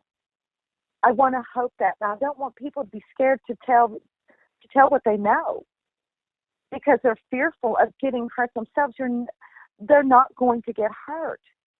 I do not believe these people are going to go hunt you down and hurt you. We need to know the truth. Right. You know? I have the same attitude. I've covered many cases where people have expressed a lot of fear. And so I know exactly what you're talking about. I do. Well, do you think that, if I could just ask you this, do you think that, of course, as I think a lot of listeners already know, that eventually, at least it's presumed, of course, with TV, you never know, that this is eventually going to be some sort of short series, maybe 8 episodes, I don't know, on the Oxygen Network. Do you think that maybe a lot of these rumors and things have gotten started maybe within the last year, people saying things because there's cameras out there and people, you know, want to get their time by saying things? Do you think that maybe the cameras being out there and it getting some national attention has just maybe made the lying and things worse? Well, it could have, for sure. I hadn't thought about that, to be quite honest, but it very well could have. But Okay. Yeah. So I really don't know, but that's a very interesting thought. Okay. Like I said, I hadn't thought about it. Well, I guess I'm a filmmaker from many, many, many years ago, and the people and I who used to work together on these projects, we always used to make the joke. You set up a camera anywhere, and within 10 minutes, you have a crowd. People start milling around and start. Oh, everybody suddenly becomes a film expert. And my perception is that when these cases get you start talking about TV series and things like that, it seems like it does happen a lot more. That's my perception after almost 3 years of doing this. So I mean that could be, everybody wants their 15 minutes of fame of saying something and being taken seriously. How has this affected you? Obviously, you are not Molly's mother, but you are a mother. You of course knew Molly at one time. Maybe she was even going to stay with you for a little while. That was maybe a plan that didn't come together. What's this done for the Miller family in the last 6 years? This has been very hard for the Miller family. I mean, of course, it's hard on any family to go through something like this. And especially in a small town that they live in, it's been very difficult because they have to see these people quite often, but it has in some ways torn the family apart. Nobody is the same. I know with me and with my family, my kids have even set me down and said, "Mom, we need you back, the grandkids miss you, but as I explained to them that day, if this was one of your kids, would you want me to stop?" And, that my kids have been great. They're all adults. They've got their own families, and they've all been great, but it has definitely taken a toll on all of us. Not one person has not suffered in this family over this somehow. So, I just feel like it'll be in God's timing. I have felt that way for a very, very long time. There's a lot of things that needs to happen before we get closure, and I think God knows that we're strong enough to handle it until He's ready. Okay. Do you, or maybe somebody else in Molly's family, and we can't forget about Colt here as well, do they have like Facebook pages, websites set up for this disappearance? And of course, like I said, this is, I think maybe before the year is over, there's going to be something on the Oxygen Network about all of this. And like we said earlier, you were actually personally interviewed during that production. Can you tell them about the Facebook page, anywhere else that people can go to find out more about this case and support the Miller and Haynes families? Colt has a Facebook page. I believe that page is Justice for Colt, and it's ran by his sister, Monique Stewart, and I believe she was a friend of his, Christy Ramone. Okay. They can check out Operation Find Molly Miller as well. We don't have any support groups set up at this time. We are working on some things right now to, the 6 years is here. And so maybe within the next month or two, we're going to try to get some things together and do something. So a lot of Molly's followers have become very emotionally connected to her and what we've gone through. And, every once in a while, I just like to do something that somehow makes them feel involved, because they all want to do something. Everybody wants to do something, and it's so appreciated. They want to feel a part of something. And I'll, here pretty soon, hopefully we can do something for them as well. So maybe we can, even though it's an international thing, we have followers from all over the world. But yes, that's true. So we, we all do it at the same time, our time zone, and we've done it in the past. We did the balloon release in the past for everybody. set off balloons at the same time all over, and so, and then we posted it all on Facebook. So we'll be doing something very similar pretty soon, and just something to remember these two. Mm-hmm. Okay. Any last words before we complete this interview, Paula? I just want to thank you for taking the time and keeping Molly and Colt's name out there. I always say, once people quit talking about them, it's a time that everybody gives up, and we can't give up. So we got to keep talking about them. So I really appreciate you taking the time to talk to us, and thank you to everybody who has supported us in over these 6 years. And don't give up on us, because we're not quitting until they're home. So okay, we'll get there. Okay, Paula, and I hope I can assist you doing that. And I appreciate you being on this episode of Unfound. Well, thank you so much. You're welcome. And that was my interview with Paula Fielder, cousin of Molly Miller. I thank her for joining me and all of you on this episode. By my calculations, that is one of the longest interviews I've done, but this case certainly warrants it. Before I begin this summation, I want everyone to know that Unfound's think tank on Sunday, July 7th will be free to everyone. The think tank is otherwise strictly just for higher-end Patreon supporters. It will happen at 7 p.m. Eastern on the YouTube channel, just like the live shows on Wednesday nights. We will be discussing nothing but the disappearances of Colt and Molly. This will give everyone a chance to see what goes on during the think tank and how we turn that discussion into suggestions and insights for the guests. Hope to see you there. Now, my summation. There is so much going on in this case.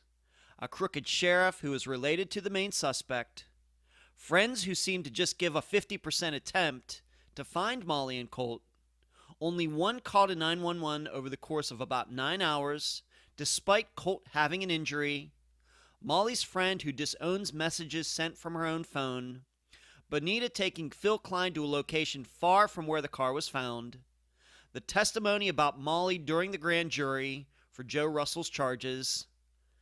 I could go on.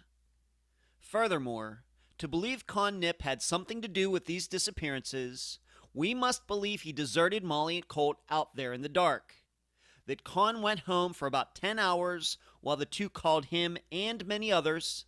That Con was perfectly willing to allow Colt and Molly's friends to try to find them for all of those hours.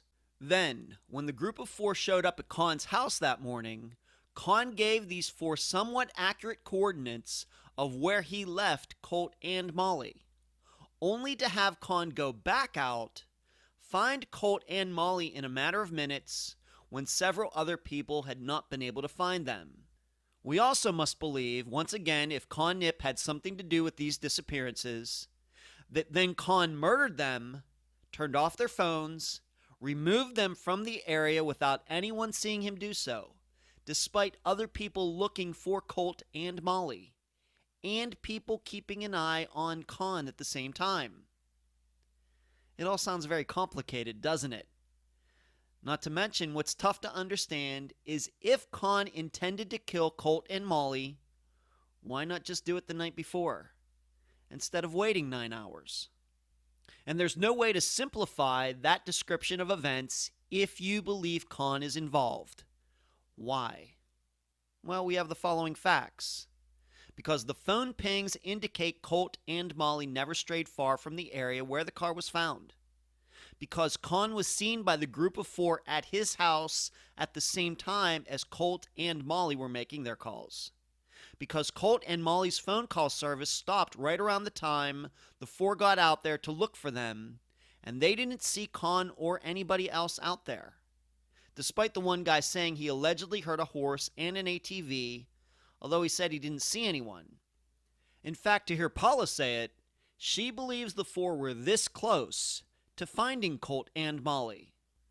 So whatever theory you create, you must use these facts to create it.